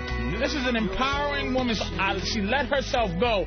Go and be a better person. Hose bag. No way the number 2 song and. That's a number 2 fucking punk ass song. I'm not happy about that. No, I really wasn't, because I thought, he's ditching her at the beginning of the song. I'm like, I'm in. The fat bitch song is on the B side. In 1950, she let herself go. And the other side is that fat bitch. This is why I let her go. like Roxanne. That's the real. All right, let's go to Jim in Wisconsin. Jim, what's up? Yeah, that honky tonk for donkey donk. You guys hit it right on the head. If you see the video, it's all about a bunch of guys in a bar, the girls shaking their ass. You hit it right on the head. Yeah, right on, man. It's the country party song of the year. Mm-hmm. All right. Thank you, sir. Let's go to Bill in Pennsylvania. Bill, what's up? Hey, what's going on? Hey, man. Make it fast, Bill. Long-time listener, first call. I used to be a country DJ, and I think you guys are like trying to dig a little too deep and figuring these songs out. Because none of these people very few of them anyway, write their own songs to begin with. And if it's a band, very rarely does the band actually play on the song itself. It's studio musicians. Yeah. All right. Well, Let Herself Go is definitely good wordplay there. Yeah. Tony, Tennessee? Hey, man, y'all are killing me this morning. We are right up amongst all this redneck music. And the hypocrisy in that if it was, Jay-Z singing some of the lyrics that's being sung, people would be freaking out on a lot of this stuff. Man, a black guy could easily sing a song called She Let Herself Go, by the way. Hi, baby. The video stops. Hi, baby. What's up? Who's this fat bitch? Oh, shit, it's my girl? Bitch, you let yourself go. Absolutely. You let yourself motherfucking go. They bring it right at you. They don't do wordplay. Oh, shit. All right, let's get to the #1 country song in America. It's lovely Carrie Underwood from American Idol. Carrie Underwood. Wow. She's got the #1 song in America now, huh? Wow. And American Idol does good things. This is Jesus Take the Wheel. Wow. I've heard this one. Is this the one that a lot of controversy with American Idol? Because apparently they want... no, it's not. I'm an asshole, Travis. Is that Kelly what you're Clarkson. shaking at? That's Kelly Clarkson? Yeah, Kelly Clarkson. You would had think a they little would want this controversy. #1 song, though, for this season. Right. Yeah, oh well. So Carrie Underwood, Jesus Take the Wheel. Ugh. Oh, there you go. This is your life is so bad, out of control, and you just lost it all. You gotta put your faith in God. Doesn't it sound like it should be that? That's not it. No, it's literal. It's literal. It's literal. Jesus grabbed the wheel. Why? She get I all, can't fucking drive. It's a tribute to her. She got thing. all fucked up. Her American Idol thing. It's a tribute to like her dreams coming true. No, I mean I'm driving. I'm fucked Can up. you take the wheel from me? What? Why? The car is skidding. But is she drunk? Jesus. Oh, literally, the bitch Jesus, is driving. get on the anti-lock brakes. So there's a Puerto Rican in the car. So really, this is Jesus Take the Wheel. I have no idea. You don't know what it's about? I'm saying it's literal. No. Jesus, take the wheel. Her life, needs a little spiritual help. Not needs. Jesus, put it in 4-wheel drive. This is a thank you. It's snowing. She already had her help. This is a thank you. She doesn't. This bitch is not coming out saying. You're trying to tell me that Jesus is a designated driver? Jesus, my tranny light's on. What do I do? Jesus, I need oil. It's about Jesus, take the wheel. Jesus, check the alternator. Jesus, slow down. You're making me nervous. You're driving too fast. You might be immortal, but I could still hurt my ass. We like leaving on an up note, but this is going to be very obvious, very boring, and we're just going to have to... You might be immortal. You might be immortal, motherfucker. You all right? But I'm scared shitless here in the left-hand lane. You drive like you're insane. This is going to be Jesus.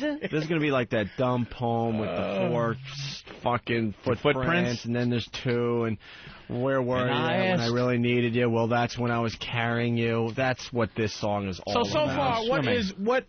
Would you agree with this list? Would you reverse anything, put anything? We don't know. All the same to me. This is the same stuff. I think Billy Currington. I think Billy Currington is good.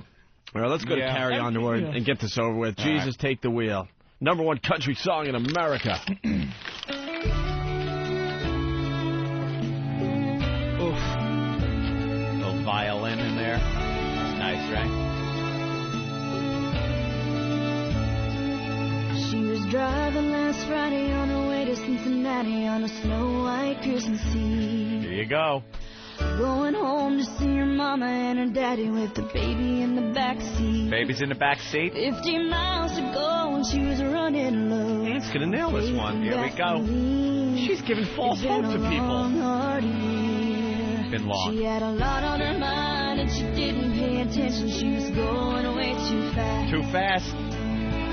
Before she knew it, she was standing on a thin black sheet of glass. Black She ice. saw both their lives flash before her eyes. She didn't even have time to cry. Nope. She was so scared. She threw her hands up in the air. Oh, that's real smart. Jesus, take the wheel. Jesus, take the wheel. Did he take the wheel, though? Did he take the goddamn wheel? Let's listen and find out. No, apparently not. Wow, man. Wow. You know, have a little survival instinct and steer into the skid, you stupid bitch. Wow. Stop giving false hope to everybody out there with your #1 song. Literally, Jesus. Well, I believe it's been a hard year, and literally, she wants, Jesus, take the wheel. But figuratively speaking, I think she's giving herself up to Jesus right here at this moment, the low point in her life. Oh, Jesus, help her.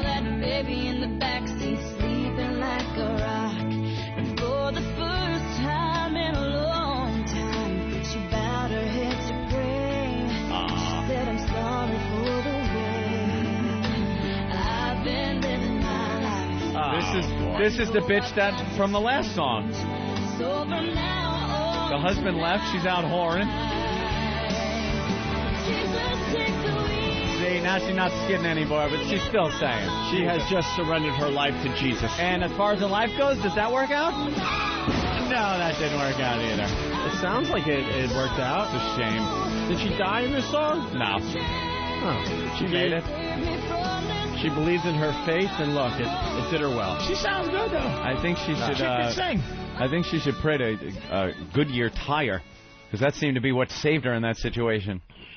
Jesus, taking them. I carry Underwood. Maybe the bitch should stop putting on makeup as she drives. That would have been all right. Jesus took the wheel. But there you go. The Lord and Savior. I have learned things, and she had Jesus in her back pocket. Jesus pulled one of those, like, 180 moves, spins the car, puts it back in drive.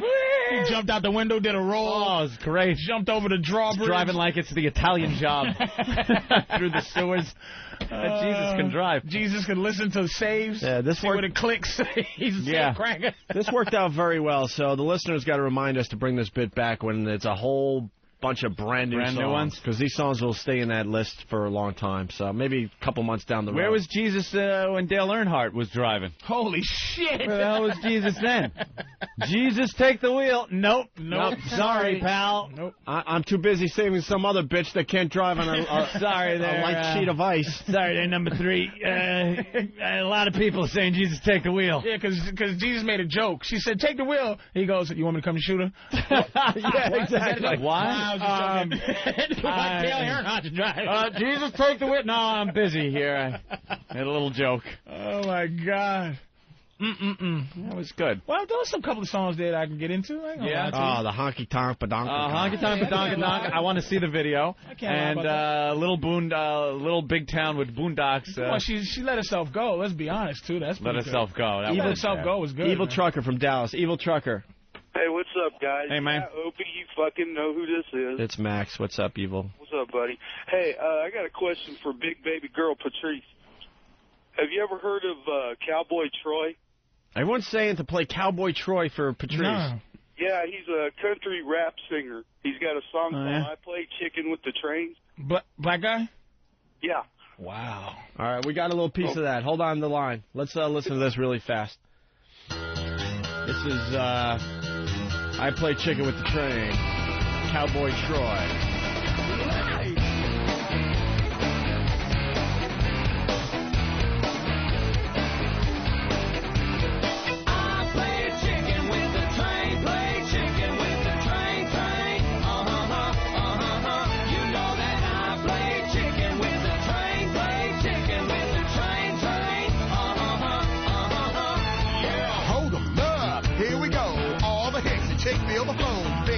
Rapping Rodney. Wow. Tell your mom and them, chugga-lugga. Ooh, the big black neck coming through you. Boy, you done fell and bumped your head. You talking about a motherfucker who has to perform with a chicken cage in front of his fucking shit? Dude, that shit. That's not rapping. That's commercial rap. It doesn't work. That's rapping Rodney. It's country rapping. and rap. As he goes down to fucking Porky's shack on Porky's shithole. What's up, rednecks? Giving whoa. Yeah. Throw your hands in the booth. Yeah. Why don't you do us a little soft shoe? Dude, hit him up. Raw hot. I got into one country song on vacation. I was in the Grand Cayman Islands. And driving around with a rental and trying to find anything to listen to on the radio. You've made enough excuses. I know, yeah. And it was just strange that there was a country station on the island, because it's very dark. You boys don't... Dark how? Like the sun goes down dark? Or no, black people? Dark. Jesus fucking... But hold on, you gotta know your audience. Are they all listening to country music? Holy shit! And I was catching shit before. Goddamn! They're all dark. The island's too dark for a country station. Harlem is very dark. What? With the lights out? How many people you know that listen to country music? It's a chocolate island. None. I'm just saying, there's a lot of black people. I didn't understand dark. It was dark. In the beginning, there was darkness. What? A lot of niggas? So I was surprised that they had a country station because, you know, knowing radio, you got to know your audience. Why would you throw a country station in the Grand Cayman Islands? Well, like everybody There's not enough says, people that would listen to country music. You can relate to it. It's the story. All whatever right. the fuck it is. And there was a song called Billy's Got His Beer Goggles On. That's a song I liked. Billy got his beer goggles? Billy got his beer goggles on, yeah. It's got an island feel to it, though. Yeah, they played this like... Oh, yeah. Power Billy's rotation. at the bar. He's been there all night. First 10 beers he's had since her goodbye. Hey! Honky tonk a donkey donk. She left him broke in his new truck. He don't smoke, but he lights one up. Temporary fix for his heartache. He's hurting bad, but he's feeling great. He's on the dance floor yelling free bird, singing off pitch, but he knows every word. Grabs him a girl and he holds on tight. He's chasing everything inside. Right. He'll fall He's the Bart asshole. when he gets home. Right now his worries are gone. Life looks good, good, good. Billy's got his beer goggles on. Yeah. God damn it. Hey! Jesus Christ, man. Got all these problems, but he don't give a shit. He's Oh my fucked God! up. I wonder. See, this is what this right now is so painful to think that there's a lot of white people out there or whoever that when they listen to rap, it just sounds the same to them as fucking this country shit sounds to me. Like it's just that and they just hear the same song over and over in their heads. And you don't want them to. You want them to love it. The girls have to leave at 10? Yeah. Oh, all right. We got some girls coming in. Yeah. Well, we were going to break, but if they have to leave at 10. These girls have been waiting outside the studio wondering why we didn't get them right in.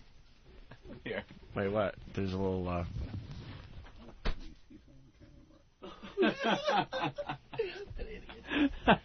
Wait, what happened?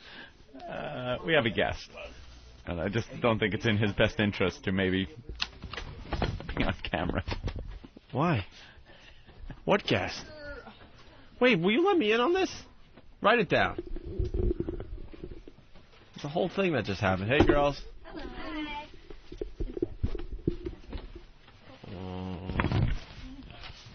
Oh.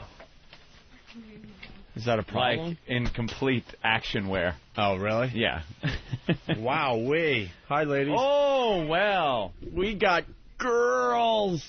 Girls in the studio. Girls in the studio. Were you enjoying the radio? We didn't mean to make you wait that long, but we were on a roll there with the country music and stuff. Sounded funny. It sounded funny? You guys were entertaining, I'll say. Thank you very much. Definitely. Ooh, look at that. We're entertaining. That's You guys are on the webcam. Why did two black girls outside like fucking niggas? Yeah, what's up with the black girls? They weren't hot enough? No, one's our tour manager. Bring these bitches in here so I can have some fucking fun. They don't want to be in here. Yeah, bring her in. Benita. Looking like 5 light bulbs. My eyes are for my cornea burning. Bring something to fucking lower the fucking... lower the tungsten down in this motherfucker. Jesus. You know how pathetic we are, man? We got girls from the Lingerie Bowl in studio, and one of them's wearing a winter coat over her lingerie. Yeah. That's how scared they are of us. We're the worst. I'm not a cheerleader. I'm a tour manager. Oh, we thought you were... No. Oh, wow. But she could be. Fit in very nicely. Go back? No, I want to look at No, maybe you can help us... Hi. Maybe you can help explain what's going on. Oh, this is a Bulldog lingerie ball, and we're going to be playing some serious football February 5th. Super Bowl Sunday? Super Bowl Sunday, halftime, pay-per-view. Pay-per-view. Check it out. So ultimate cat halftime, fight. instead of watching This one in some the back is- lousy this one in the halftime back is the show, trouble. you Exactly. tune in. The one you in the get to see coat. hot girls. Hot girls in lingerie. The one in the coat is the fucking cunt. Like, she's the asshole. She's not control. She's out of control. She's the only one without a phony fucking smile plastered on her face. She hates this shit. You got dreams and aspirations, don't you, dear Pudding Pops, huh? Well, give them up and go down the road of hell like the rest of these fucking girls here. Stop trying to have dignity. I'm going to wear a coat. I'm not just about tits and smiling, you motherfuckers. And you know why it's true? Her friends are laughing at her. Get rid of her. She's bringing your whole porno group down. Jesus Christ. I can fucking sniff it. Look at her. She's just like... Patrice. All right, Excuse me, allow me to retort. Well, let the girl in the winter. Perhaps the air conditioning is so fucked up in this place all the time that it's chilly. It's not affecting Blondie. The girl Everyone has is different temperatures. the girl is They have beautiful. been outside in the crazy cold weather in New York. We're from California. We're not used to that. Yeah. It's net. We're not Oh, boy. And what she's doing now? Patrice. She does that every time you come out. Get rid of her. But she's She does that every time. She brings it down. You do that every time. What? I'm just saying. Now they're going to act like they heard about it. That girl is fine. I would love. What was her name? What was her name? Danielle. Danielle. She's a beautiful, fine girl. Gorgeous, intelligent, beautiful. She's a classy, very nice girl. Of She's course. Did you hear what's your name again, Pumpkin? Benita. Did you hear Benita has a script in her head that she says all the time when she has to cover up for Miss Jacket. Well, we were disappointed No, that she came in with a winter coat over her lingerie. Well, she's cold. She's But you're born not and raised cold. in Yeah, why I'm you- from Michigan originally. She's from Michigan. I can So take it. it depends where you were born, I guess. You're naked. I am partly naked. Yeah, they got their tops on and their tight jeans. Disappointed about the coat. And you're E-Rock, go interview black, her. and you know how we don't like the fucking cold. Patrice. Now, this lovely young lady here is wearing some type of outerwear, but at least it's a sexy coat. Yes, it's an inviting. I am chilly, but I'm still in the fucking character coat. Yes. Exactly. She put on fucking Spanky from the fucking Our Gang coat, came in here with this.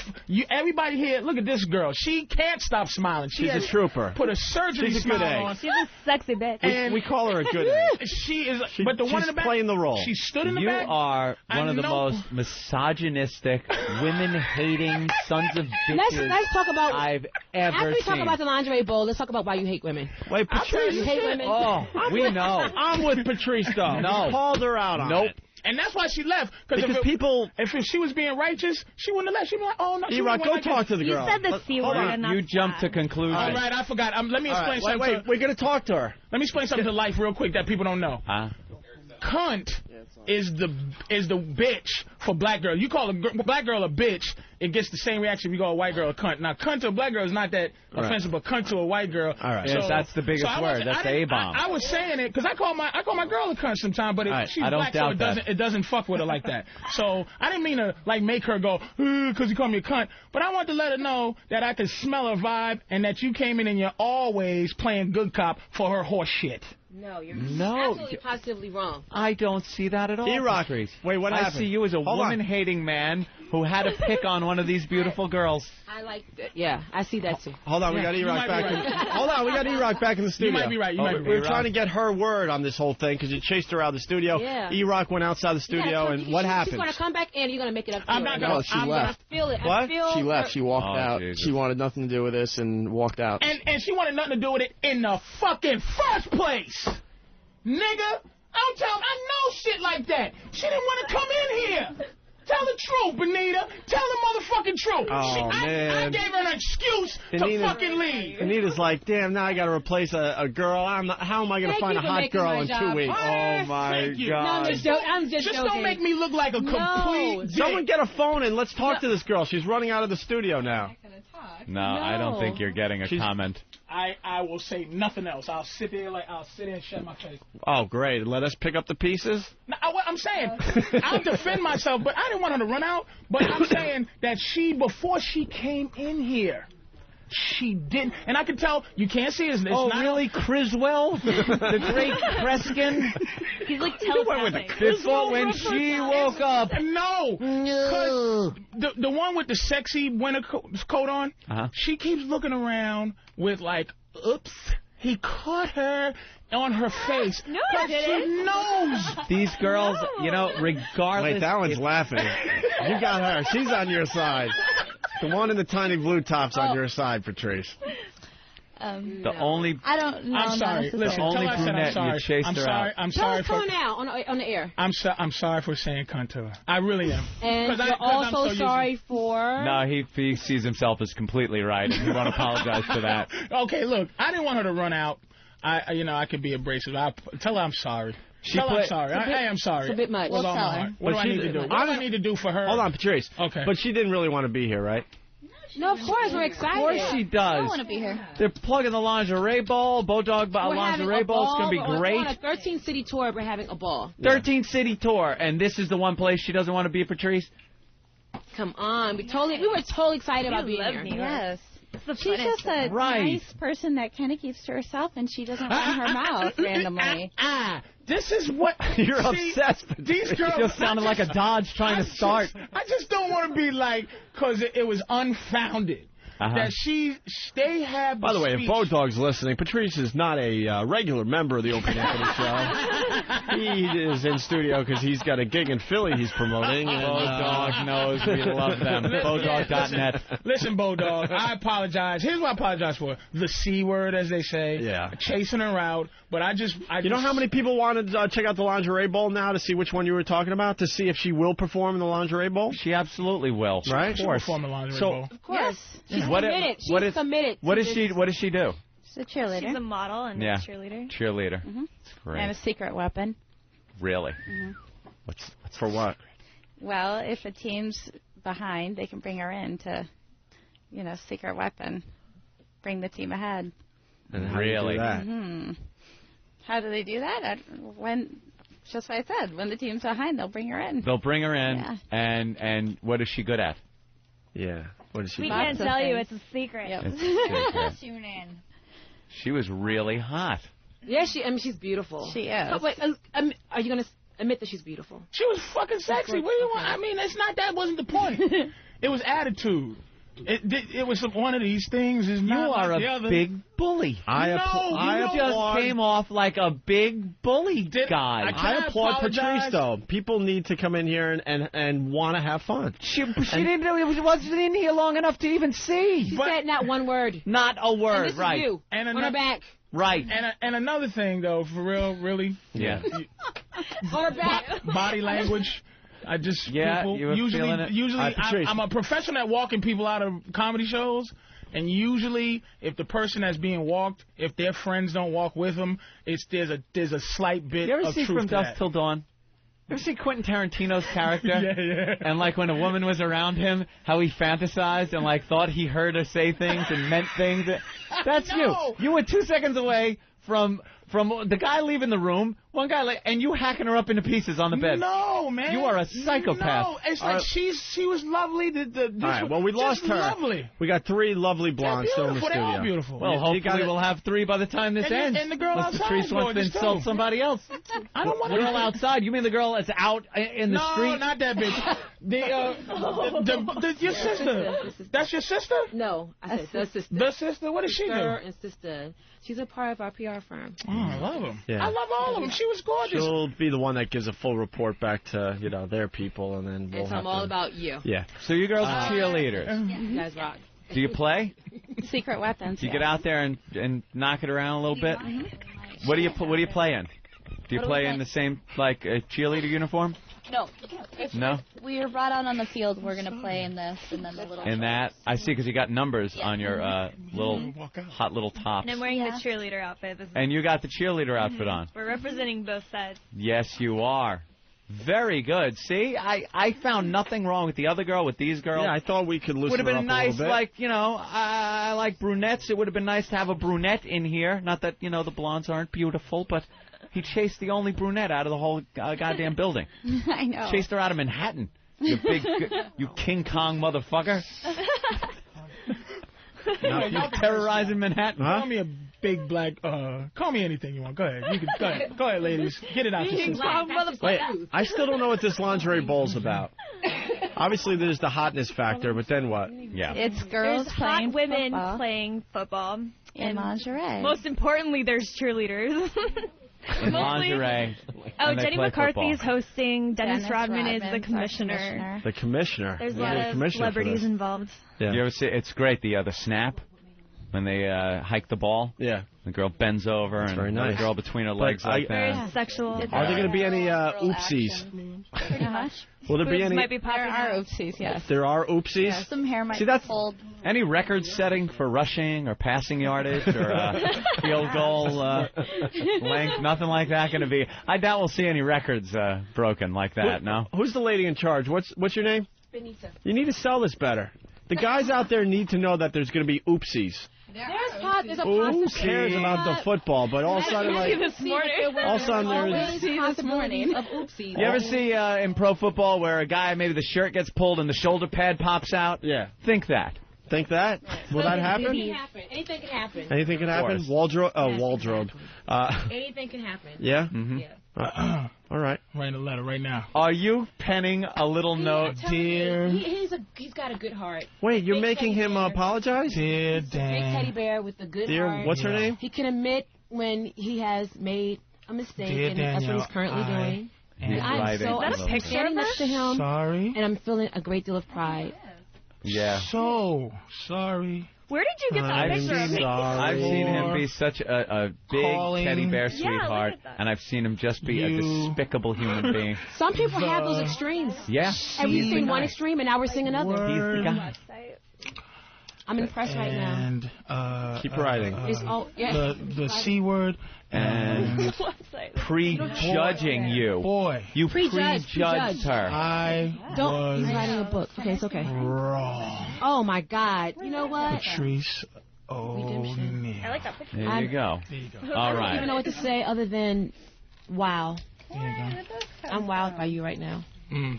Wow. I just wrote Dear Danielle. Danielle, I am sorry, so sorry for calling you the C word, and boy, I was wrong. And then Can you put Danielle, explanation- she can you put let herself explanation go. point in that? Can you put She let explanation point in the herself wrong? go. There you go.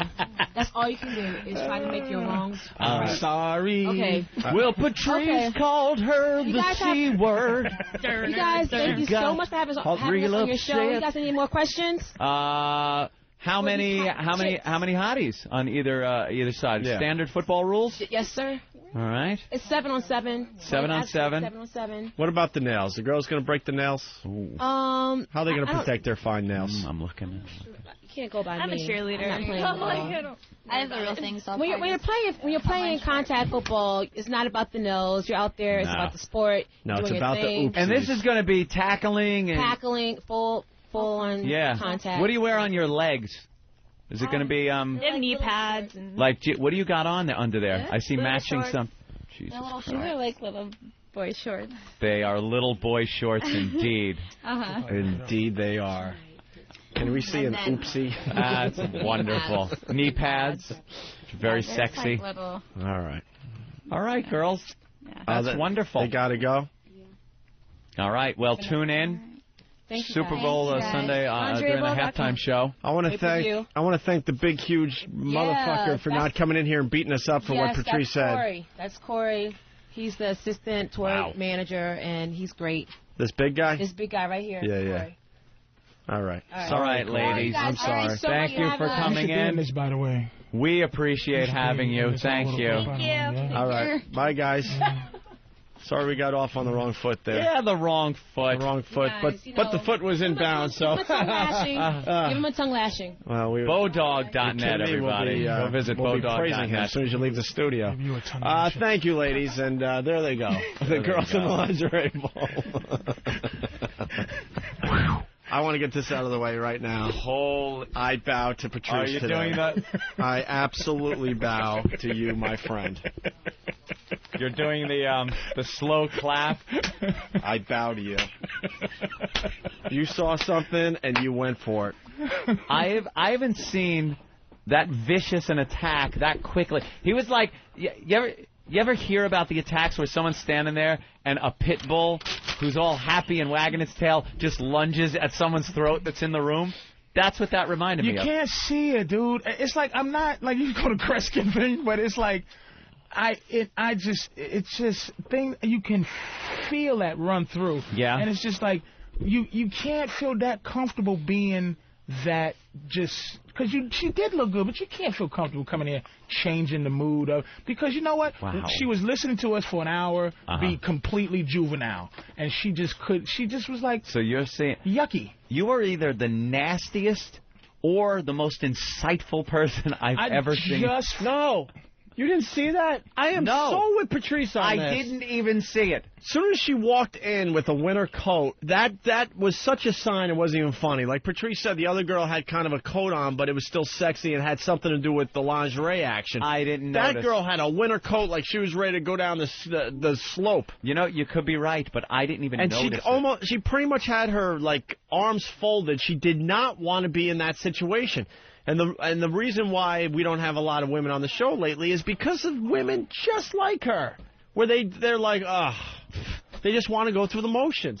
Absolutely. Wow. The rest of the girls were lovely. I liked them. They played the role. They were having fun.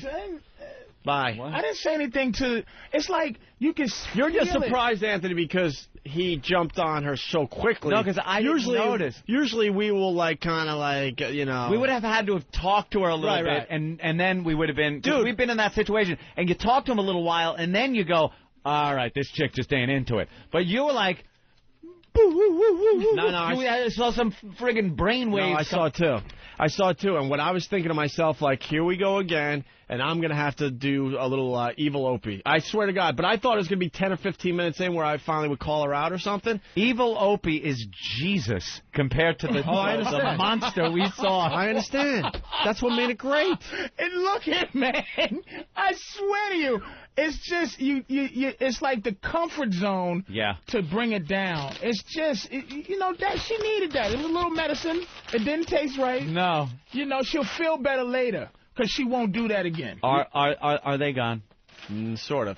Are they out of earshot? Sort of. I think Patrice needs to run out there and give the one girl a little calmo. I'm getting all thumbs up. Calmo.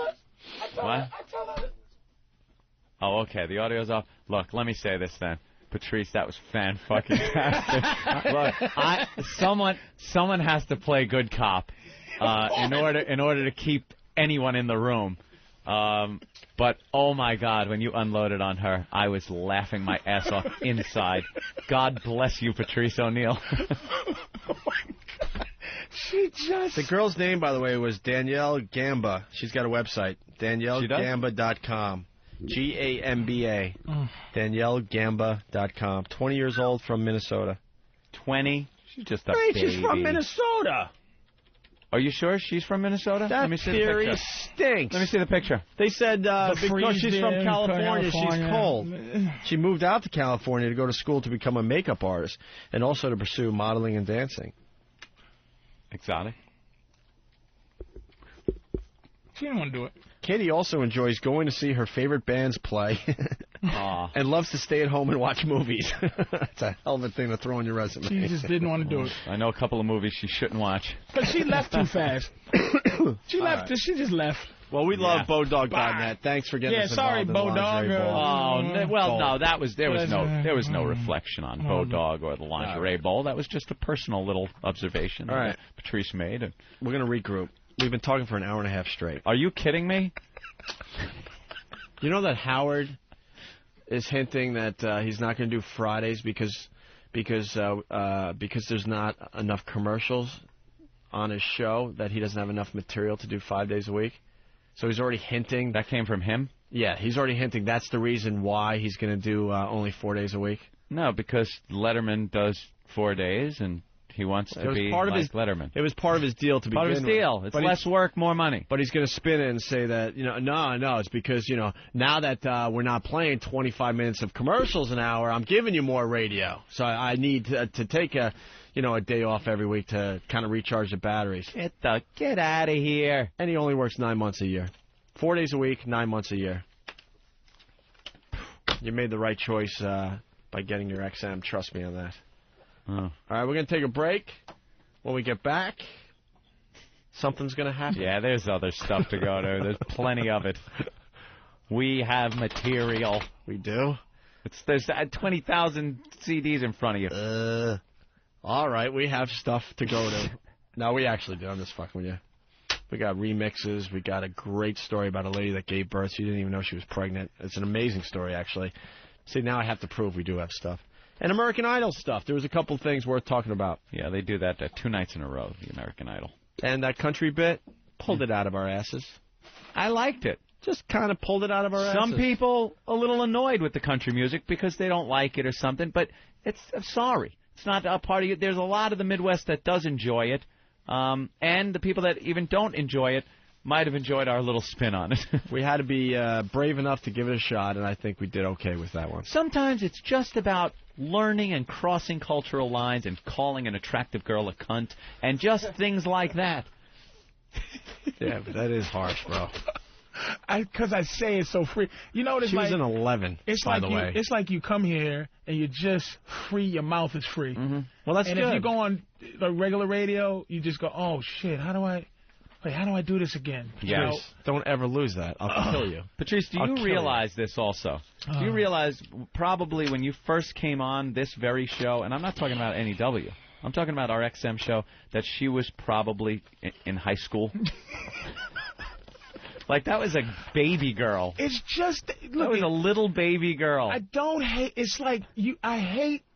She can't even entitlement that she felt. She can't to even be how she was. She can't even go across the street and get a drink to feel better. She's not old enough. She thinks that makes her somebody because. But you know what? Bravo. I say the same thing that every guy says to her in the street. They say to 40 other women in the next block, and she has to learn how to be a little bit bigger than how cute she is. A little thicker skinned. Just better. You know what you did? She left because she felt entitled. She didn't want to be here. You felt it. You put the first wrinkle on her face. She's been a kid, loved, just looked at and appreciated, never had a bad thing said. She, scowled, and you put that first wrinkle in her face. First wrinkle. On that 20-year-old face. Oh, Jesus Christ. You know? You don't apologize. It just was, I don't know. That was She's starting to realize that her hotness isn't going to get her through life. It's life. It's life. Yeah, that you gave her a life lesson. That's right. There you go. Thank you. You're an asshole. I know. Because in her head, she's like, I'll do the lingerie bowl because it's just a matter of time before Hollywood discovers me. Yeah. And I'm on the next, Charlize Theron or whatever. Hey, there you go. Or Reese Witherspoon. Sometimes they got to take some hits. Hey, the reality is she's not. She's going to hobnob because she's a makeup artist. She's going to talk. She's going to give a card out. Mm-hmm. She's going to do this and that. Yeah. But that's what she did. And those girls, the other girls, fucking know I was right. They were so happy I did that because not one face changed. They got happy. The one blonde, the last one that walked out, and she looked at you and made that kind of don't worry about it kind of thing. So you were probably spot on. Yeah. With your assessment. And then, I mean, not only of the fact that she didn't want to be here, but the fact that the other girls all know it and that. So she you won't probably dye her hair blonde. Everybody else comes here goofy blonde. Gotta be blonde. Do it. That's not the same one, is it? What? Oh, now she's saying she's 22 years old? 22. And the black girl has that speech that she's always got ready. Oh, yeah. To make up for Miss girl. Fucking Coat. Hey, company girl. Danielle's interests, general, comedy clubs. Not anymore. And collecting Marilyn Monroe memorabilia. Booby Google. Is that her MySpace? Casino. Are there pictures? Her favorite movies, Casino, Blow, and The Ref. No, it's not. Single, dating, she's straight, she's 5'4". No, yes, someday, in college, model. All right.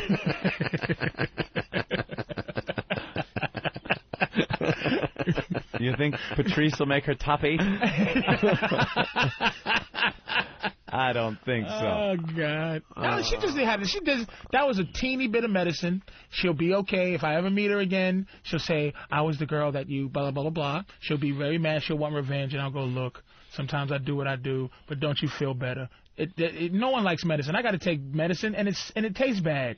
She just had to take some, and she'll shake. She'll have to shake. think She'll have some what do they call them? Some like diarrhea, some symptoms. Symptoms. She'll have Side effects. Side effects to that. Side effects may cause shaking, diarrhea. All right, here we go. Here's her little bio. Well, first of all, in case you don't know me, my name is Danielle Gamba, and I'm a Bay Area native. I'm Danielle Gamba. Of Italian ancestry. Patrice made fun of me. Get down! I'm gonna kill Patrice. Is Patrice O'Neal, please, dear? Is Patrice O'Neal there? I'd like to talk to him, please. Patrice, remember when I said I was going to kill you last? I lied. All right, here we go. Let's see. I'm family-oriented and love spending time with my friends and family, whether it be curling up on the couch or traveling the open seas. It's with them I share my love for travel, dance, and culinary arts. Hey, my she favorite cooks. destination so far is the beaches of the Bay Islands, where the sky, sand, and water are postcard perfect. As for dance goes, my most prized performances were in the Oakland Ballet's Nutcracker and as an NFL cheerleader. When I'm not on stage or traveling the globe, there's no place like home for me. That's when my sister and I prepare fun and fancy dishes. Although we have been known to do more taste testing than cooking at times. Oh, my God. You motherfuckers are so stupid, man. Especially when it comes to cooking dough. I'm such an ass. I really am the martyr for doing dumb shit. I could have just sat there. Y'all would have eventually trashed her. Oh, yeah. But I had to come on and just, yes, look at you fucking... And it's like, you're a martyr. And y'all are doing so much. You're deconstructing this bitch. It's like, oh, come on, man. I love it. I love it. Well, she sounds lovely from her bio. Absolutely. Oh, y'all make me laugh. All right. She was the greatest piece of ass I've ever had, and I've had them all over the world. Patrice O'Neal doesn't get that picture. All right, just get us out of here, Dan. All right. Thank you. Gotta love the History Channel, probably one of the best channels on TV. On Monday at 9 p.m., 8 Central, the new season of Digging for the Truth starring Josh Bernstein begins. This time, Josh is headed over to Stonehenge to dig up the truth. A lot of secrets around Stonehenge, supposedly the site of human sacrifices, ancient rituals, and God knows what else. But if you watch the show, you'll see Josh Bernstein dig up the facts, separate the fiction, and in the end, you'll have the answers. That's what makes this show and the channel so great. In upcoming episodes, Josh will unravel Nefertiti in The Return of the Mummy. Marvel as Josh leaps from America's pyramids to follow in the footsteps of the giant Patagonia. Who knew there were giants in Patagonia? Not even a brush with death could stop this intrepid explorer in his quest for the truth. Catch up with Josh in Digging for the Truth this Monday at 9 only on the History Channel. They've got the dirt on history.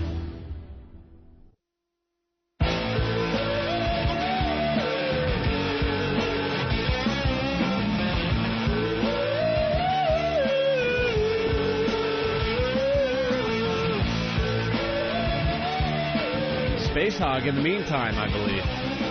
Big Hog from Whackbag, what's up? Hey, boys, what's going on? Hey, man. I must say, man, that one bit that you just did with those girls is what makes you so much different from Howard, man, because if those girls would have walked into Howard's studio, all he would have said to them was, wow, you're so hot, well, you don't even know what I would do to you, and wouldn't even call her out, man.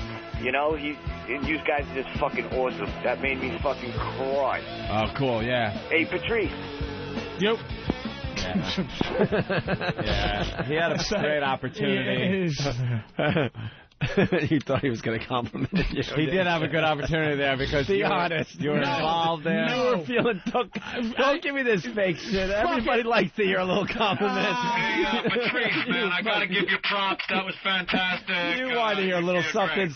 Come on. But no, it's Come on. It's hard to defend your integrity, but I'm telling you why I waited so long is I knew he was going to do it. All right. Jesus, you bastard. I wasn't going to answer him, but just in case he was going to compliment me. All right. I gave him a Well, here's the story of the day, everybody. Listen closely. finally can't make this up. Dawn Parnell was told as a teenager she could not have a baby. That's what she thought for 16 years of her life until last Friday. Dawn says she never knew she was pregnant. Doctors didn't know either. Yeah, she says she was a bit depressed. Yeah, she put on a little bit of weight. But nothing tipped her off until she gave birth to a baby girl in her own bathroom. The baby's healthy. So is Mom. Oh, the things you do not know. Can't make this up. It was in the toilet. Yeah. Why didn't they say in the toilet? In the not just in the bathroom. In the toilet. She was plunk. She was depressed, so she thought she'd just put on some weight. She decides to go to the bathroom. She's feeling pains. Oh. She thought it was due to her chiropractor screwing something up. So she goes to the bathroom to take a dump, and a baby falls out into the toilet. She ran to the bathroom in excruciating pain, right?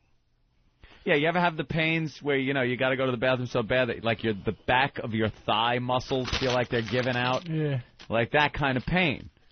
But it was labor. And she sits on the toilet. Right away? It came out in the toilet bowl. And she goes, oh, shit, it's a baby. And how many pounds?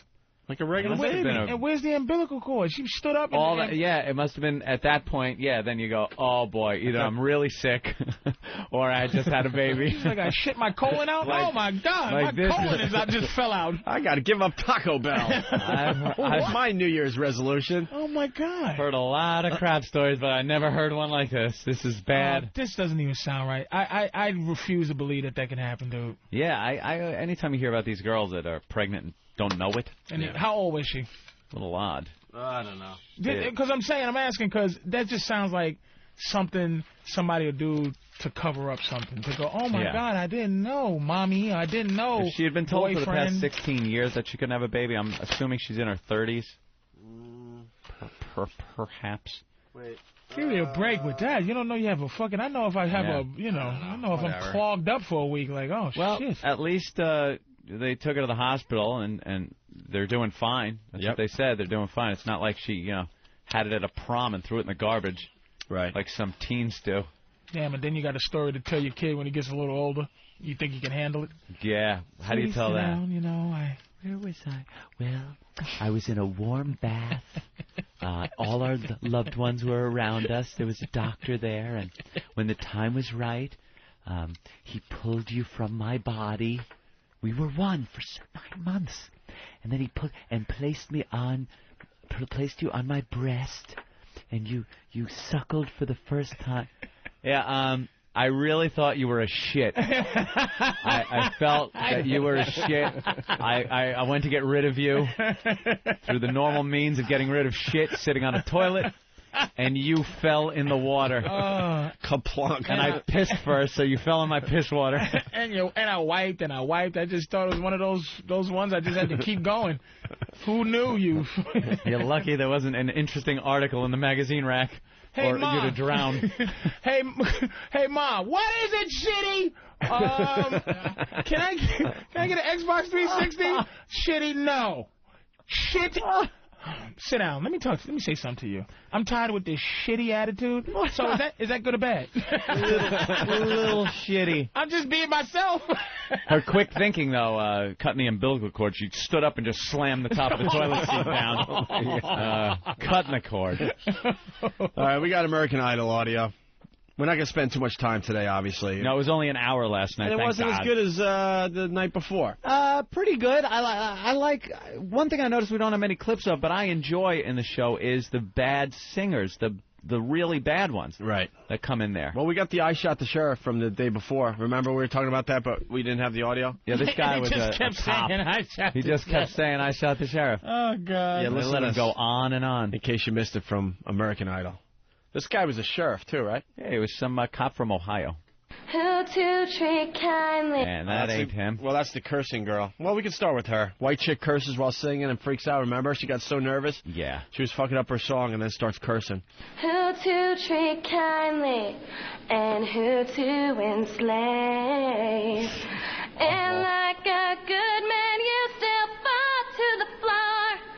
When a great big and a big brown walk through that door. Yeah! Wow. That was a mess. Wow. A right mess. It really was. Thank you. I didn't make it. You know what? They're stupid because I know I can sing and they can. They said that I wasn't strong enough, and excuse me, I have a stronger voice than most of these people that I've heard singing. So they said they're. You know what? When I'm famous, you'll be sorry that you didn't keep me on your precious little competition, okay? So I went in there and I belted that out so they can my. Your precious little show. I love That's the biggest every show year. in America. Every year there's the people that go, well, you know something? They're going to be sorry. They're going to be sorry because I'm going to be famous without their stupid show. Their stupid show. And 5 seasons, this is their 5th season. I haven't seen one season where anyone has gone, you know, it would have been so much better if we would have added that girl that really sucked. They never, ever, ever remember those people, and they're never famous. That's a girl that's been told her whole life that she's great. Yeah. No one has ever been able to tell her anything That differently. was her Patrice moment. Right there. Simon gave her a little bit of medicine. He does that to a lot of people, though, man. Gives a lot of medicine. That a lot show of first is wrinkles. such a fucking... It's just... You know what? I've never been in a situation where someone, like, okay, you give your opinion, but I've never gone in going, please validate my existence, and then and on my ability, and then, you know, somebody goes, you just fucking suck. And I go leaving crying or holding my chest, the sissy chest hole, you know. I love that you brought up the sissy chest hole when you go like you gasp, and you got to take your 5 fingertips, spread your fingers apart as far as you can, 5 tips, just the tips, not your palm, on your chest, and go in the middle of the chest too, not right on your heart. Just yeah, in the middle of your chest. That's the faggot chest hold when you're shocked. When you're do it at home now. It's fun. Go and spread your. They got to be spread very far apart. That motherfucker give me the faggot, the shock faggot chest hole. Get out of here, nigga. Fucking Patrice, you should quit comedy. You're not funny. You suck. There it is. But I thought I did. I thought I was good. That's the best ones, the ones that really think they're great, that think they're absolutely. good. They're going to go in there. And every guy on that show is gay. I am going to be the next American Idol. I'm going in there. I am going to knock their socks off. And they come in with all confident, strutting. Hi, my name is Rob. I'm from Chicago. And 2 words out of their mouth. Okay, thank you. Goodbye. Goodbye. What? And they leave crying. It's so destructive to your career, dude.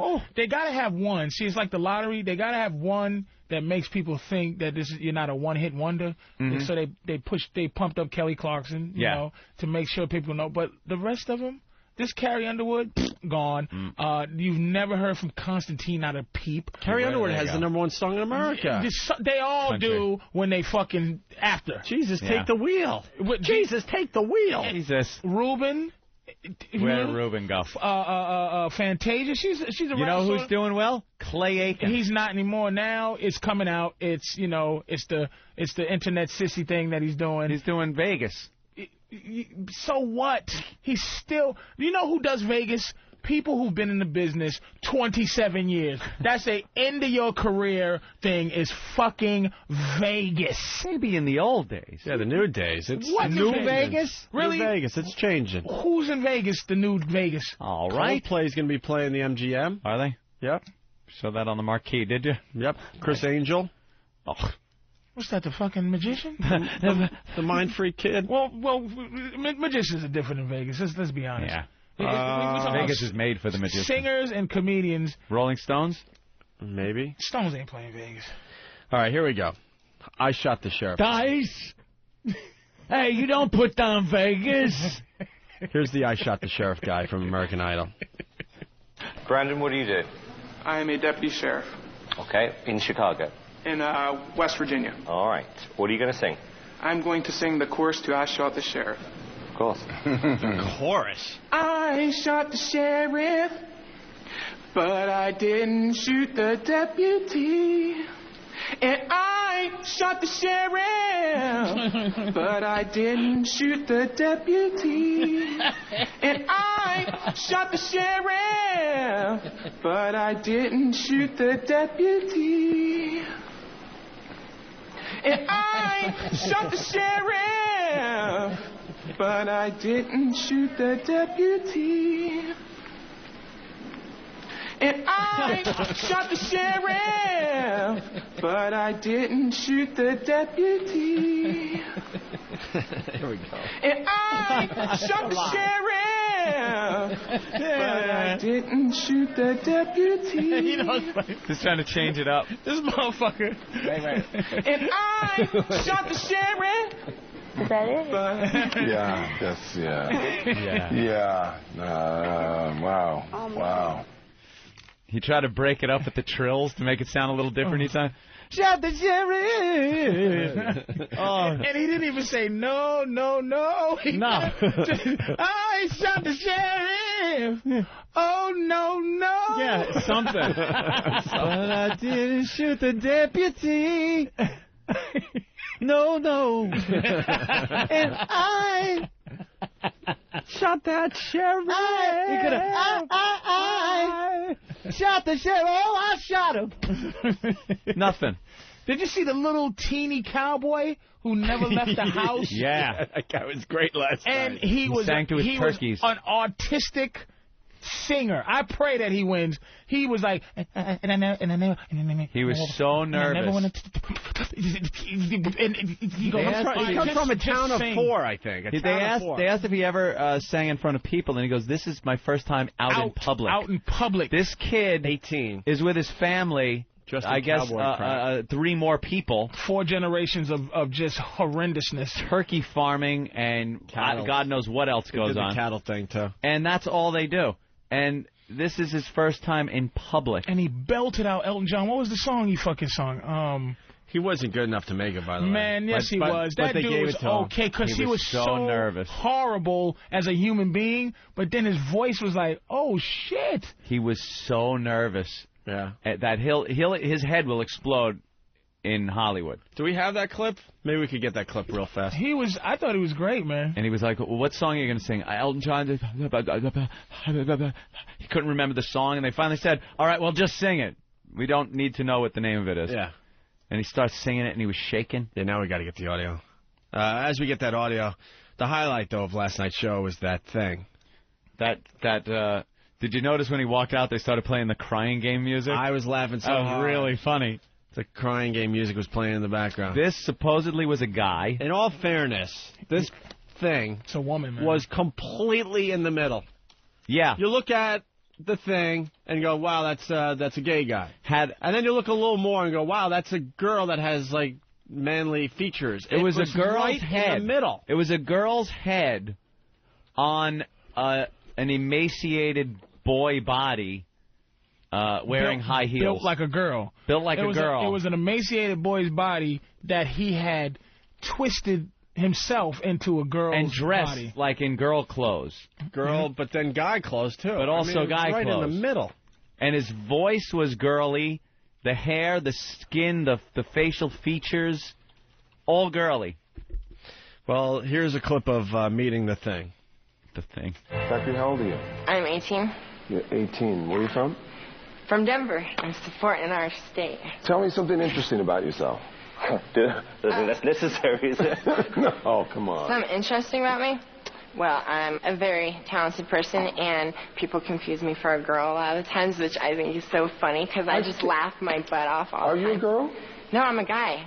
You are? I go into the men's restroom all the time, and the guys look at me like, are we in the wrong bathroom? I'm like, no, I'm a guy. No. I stand up just like you do. Wow. It's kind of like Paradise again, a little Paradise in there. I stand there just like you do. I walk into the boys' bathroom a lot of times, and then sometimes the guys say, like, what are you doing in here? I say, because I'm a guy. America ain't ready for that shit. No. I don't give a fuck if she sounded like Frank Whitney. Frank Whitney, Celine, right. Fucking Streisand on it. You ain't getting on this. Sorry, you're not through. And I am telling you, New York, I will never die. Tears, everybody, the whole country's crying. You ain't on this, faggotor. thingy thing, whatever the fuck you are. Well, we got... Motherfuckers didn't vote for Clay because they thought he was a little fruity. Yeah. Well, the next clip is titled It Sings. Fucking fan. So what are you going to sing? Whitney Houston, Queen of the Night. Wow, okay. Interesting. I got the stuff that you want. I got the thing that you need. I got more than enough to make it drop to your knees. 'Cause I'm the queen of the night. Queen of the night. Oh, yeah, all right. You got a problem with the way that I am. They say I'm trouble, but I don't give a damn. 'Cause when I'm bad, I know I'm better. Thank you. Thank you.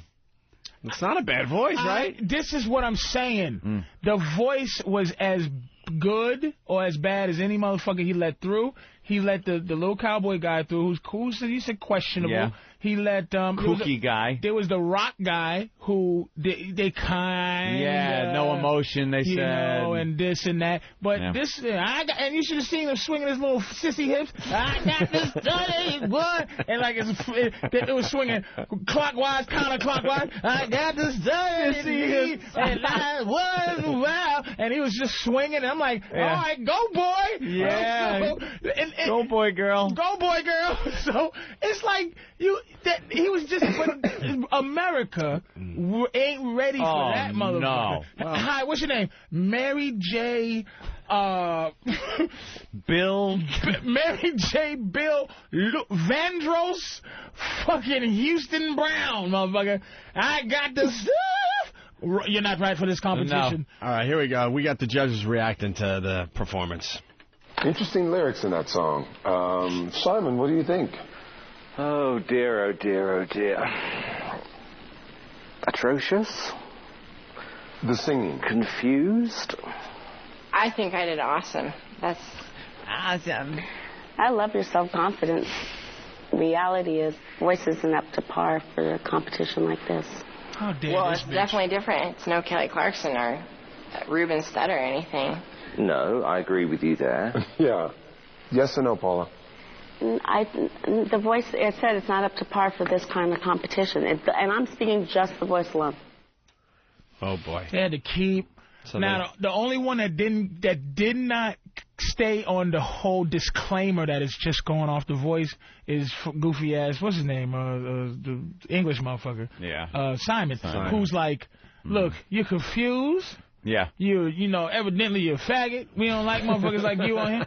And the other ones kept going, just because, you know, the singing now. Yeah. Your voice isn't up to par. That nigga moved better than Paula Abdul. That junkie.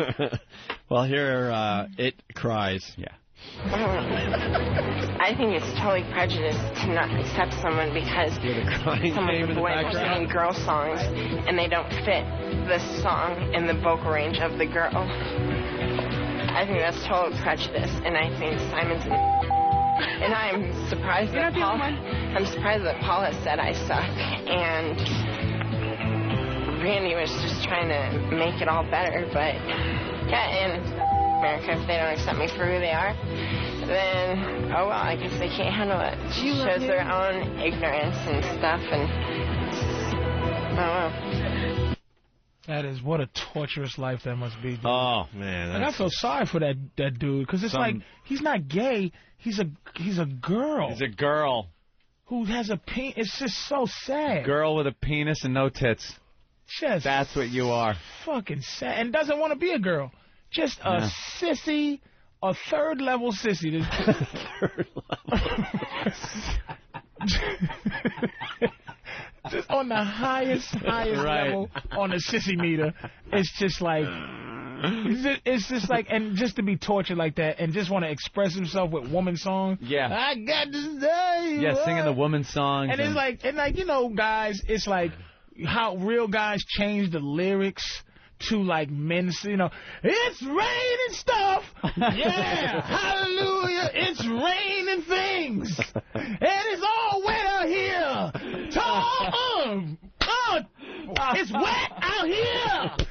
Rough and tough is wet outside. It's raining things. Oh, whoa! You gotta change the words to this. Wow. It's raining stuff. Let yourself get absolutely, yeah, yeah, yeah! It's raining, oh! Honey, whoa! Ow! Ow! Ouch and ooh! Watch out, motherfuckers! Ooh! Yeah! Roll for Jesus! He was a bad motherfucker! Whoa! Oh! And he had to do what he had to do! Nothing about men. Rearrange the style so that each and every brother can get out there and do woo! It's raining stuff. Oh, it's raining things. Watch out! Shit is flying around. The fuck was that? Some heavy shit flying around. Watch your shit. Watch your shit. Holy shit. This motherfucker was like, Queen of the night, I got the stuff that you want. My pussy's wet as a... Holy shit. It's raining stuff. Thank you, Nathaniel. Oh, nobody. God damn. We changed the lyrics, but you know. I think we got a hit on our hands. It's raining stuff. Raining stuff and touching the vulva thing. Oh, yeah, with clean hands. With clean hands. By the way, who got rooked into watching fucking skating with celebrities? 5 minutes of it. Oh, mother of God. I was there. I got rooked in by those promos thinking that there was some shit that was going to be going on. I watched the whole thing. You did? Yeah, I was convinced that something was going to happen. Yeah, nothing. Besides Bruce Jenner looking like Frankenstein on the ice. Lily, I'm skating, Lily. Grandpa, do you have a skating spell I could use? Eddie, hold your father's hand, Eddie. He looked like Skating fucking Frankenstein. monster. It was just horrendous, and the crowd clapping. It was just awful. Awful. Absolutely nothing to see there. Oof. I was bummed because they're making it sound like it was the show to see. Oh. We got the little cowboy. We got the audio of the little you got kid. the little cowboy. 18, never left his house. This is his first public appearance on House American Idol. next door to me. No? Elton John. Here we go. Fucking kid. What's your name? Garrett Johnson. What are you going to sing? Elton John. Okay. Take a breath. Take a breath. Take a breath. There you go. I don't want to be singing in front of a turkey. Don't worry. Okay. He just said I only sing in front of my turkeys. You can just sing it. Okay. You don't have to Don't tell even us. have to tell us. You can just sing it. And can you feel the love tonight? Is it where we are? It's enough for this wide-eyed wanderer that we got this far. Okay. Voice is good. Well, you could tell he's so nervous that you can't really get a good line on the voice. He cracked a little bit. Dude. You don't know if that's range problem or just pure nerves. God bless him, man. That dude, if he gets 4 inches of if he gets off of that compound that he lives on, he's just an inch of confidence. Mm-hmm. That motherfucker he's autistic. That's some autistic shit that we just and that's the only way he's nervous. His family's a cowboy, and they probably call him an asshole for singing, and you hear stupid whatever singing in turn, and the mother's like, leave him alone. He's a good singer. Take him on down to that American Idol. If he just confidence, man, that dude, this kid can sing to me. Well, this is what the judges had to say. All right, so what do you think, Simon? Well, you know, there is a good voice in there somewhere. Randy, what do you think? You would really benefit from some really good lessons. Yes, you would. I'm telling you. I know. Because you have a nice I tone. need to sing for people. You have enough money to pay for vocal lessons? Oh, probably not. Would someone help you? I don't know. I don't have much. Because without that, I think you'd have a problem. Do you sing in the choir at church at all or anything? This is the first time I've ever been out in public, really. Wow. Good for you. You did a good job, dude. You did a good for job. you. First Paula, yes or no? Not ready for the competition, but I'm really proud of you for this audition. Somebody have to say no. Yeah, thank you. Good job. I am going to say yes. Have you ever been on a plane before? No. I've always wanted to be on a plane. It's kind of a silly dream, but I always wanted to be on a plane. Just a goofy kid. Yeah. Okay, moment of truth. You ready? Dude, because I like you, yes! Thank you. Welcome to Hollywood. Welcome to Hollywood. But seriously, get some lessons. Okay, thank you. I will. I In will a town of 4 people? Paula was the bad. Yeah, amazing. Bad Because girl she thought everyone else is just she gonna. absolutely just said yes, no, because she thought Simon was going to definitely say no. Yeah. But that kid can sing. You just couldn't really get a feel for that because he was so nervous. And then can you imagine the voice? Because he's like, you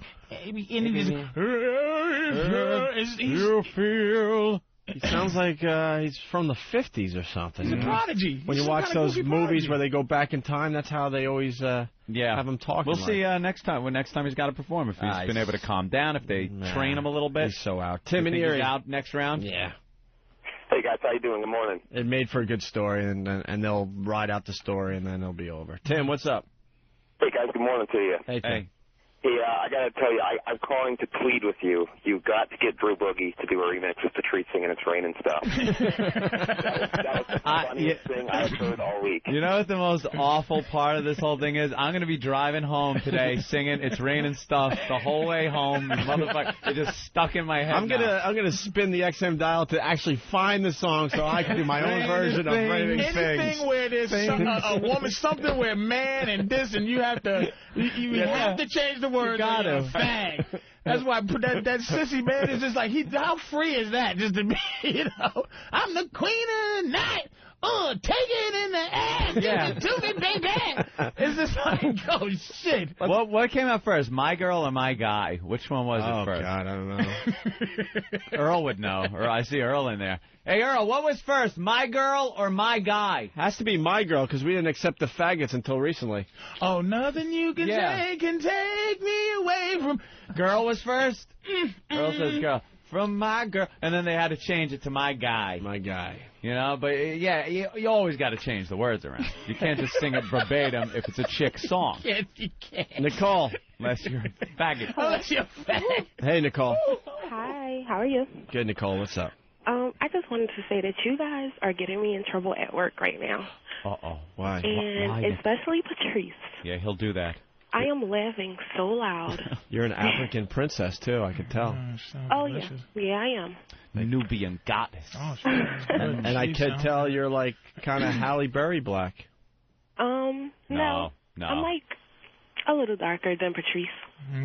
Wow. Color I'm delicious. Yeah. Patrice is pretty dark. He's not that No, see, sweetie, don't explain it to him. That's white people eyes.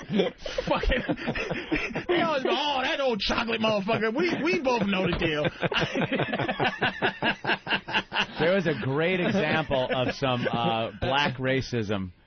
Black guys being completely racist in the worst of situations. It was a story I read in the paper this morning. There was a beating death of a Chinese food delivery guy. Yeah. And the sentences are being handed down. I guess the trial's going on. 3 guys. Apparently, they just killed him because one guy wanted to be in this gang, and they had Chinese food coming over, and one of the guys said, hey, you want to be in this gang? Kill this Chinese food delivery guy. Poor guy coming to deliver food, and they hit him with a claw hammer on the head with the claw side and just killed him like that. So they ask him, had he ever delivered Chinese food to your house before? And this motherfucker's up on a murder rap, doesn't know anything about sympathy or anything, says, well, I don't want to sound racist, but all them motherfuckers look alike to me. like, maybe that ain't the time to point that out in court on a murder rap for claw hammering this poor guy's head. Baby, don't ever make no excuses to white people about. We know. It's like Holly Berry. No, a little darker than. Well, Patrice is a big old black motherfucker. No, I'm not. I'm what they call brown skin in the black community. No, Patrice, you're sexy. I think you're a very sexy guy, and I will be seeing you at Helium. Yeah, Helium in Philly next Thursday, I think. A week from tonight? I have my tickets next week, already. I need some tickets, by the way. Yeah. All right. Yeah. Pleasantly surprised. All right, Philly's right there with us. All right, thanks, guys. That show's going to sell out. Don't get fired. Patrice at Helium in Philly. All right. Let's say hi to Jason in Arizona. Jason. Hey, what's up, fellas? Hey. Yeah, I learned today that Patrice has the personality of a pit bull. The girl. Yes, he just attacks. That was wonderful. Absolutely. Yeah, you guys got to keep him, man. If Jimmy gets too fancy and doesn't come back, man, you guys got to put him in that third seat. Well, Jimmy's going to come back for good, a week from this coming Monday. But these guys have been so good for us. We're gonna find a place for him, without a doubt. All right, we're going to ship Jimmy off on little... Jimmy, we got this great idea. We want you to go to the biggest ball of twine in Oklahoma and call us from it. And while you're away, Patrice and Bill Burr are going to be in. Don't feel bad. It's an important mission. We interrupt this program. Oh, what? Ozone midget sighting of the day. Wow, who saw this coming? Sighting. Andrew, what's up? Hey, guys, how's it going? Hey. Happy MLK Day, Patrice. Where'd you see your midget, sir? I got out of the subway today down by City Hall in Manhattan and handing out those free newspapers. It's a little black midget. Wow, really? What was the newspaper? That AM New York crap. Oh, the free newspaper they tried. Yeah, I didn't want to take one from his Rich Voss fingers, though. Was he able to hold more than, like, one at a time with those little Vienna sausage fingers? He had a little stack next to him because he didn't want to hold the whole thing at once. I don't know if he could get his whole hand around it, palm the whole thing. Extra, read all about it. Little freak.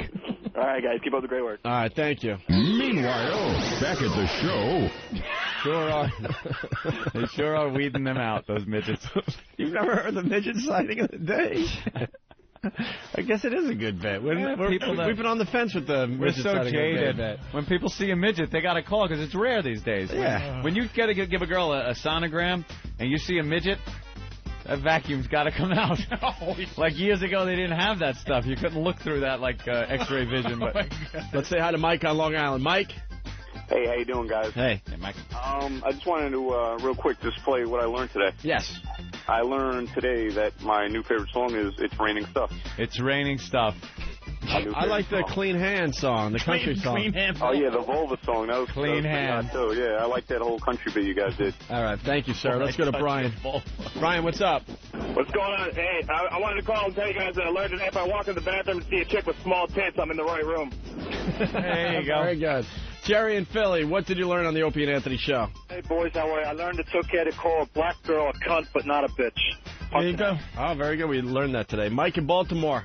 Hey, guys, love the show. Patrice, you're the funniest motherfucker on earth. I swear to God. I learned today that there's a third category of sissy. Category 3 sissy. Great show today, guys. Great show. Yeah, we had fun today. Thank you. Let's go to Steven in California. Steven. Hey, I learned that Patrice should stay on this show because that web junk sucks. Oh, shit. Well, a new web junk, you just tape it. It'll be on this weekend. Trying to fucking figure it all out. I like the web junk. I really do. What are you going to do? Look for Patrice on VH1. He's doing web junk 20 every week. That's corporate selling out. Let's go to Rob on Long Island. Rob. Bought in. Hey, sell what's out. going on, guys? Yeah, I learned that a life lesson and a wrinkle come at an expensive price. Punching out. I had no idea what he was discussing. Let me... All right, John, to you. I learned that I'm a country singer, you idiot. See you tomorrow, Victor. Dirk. That's it. I'm out of here.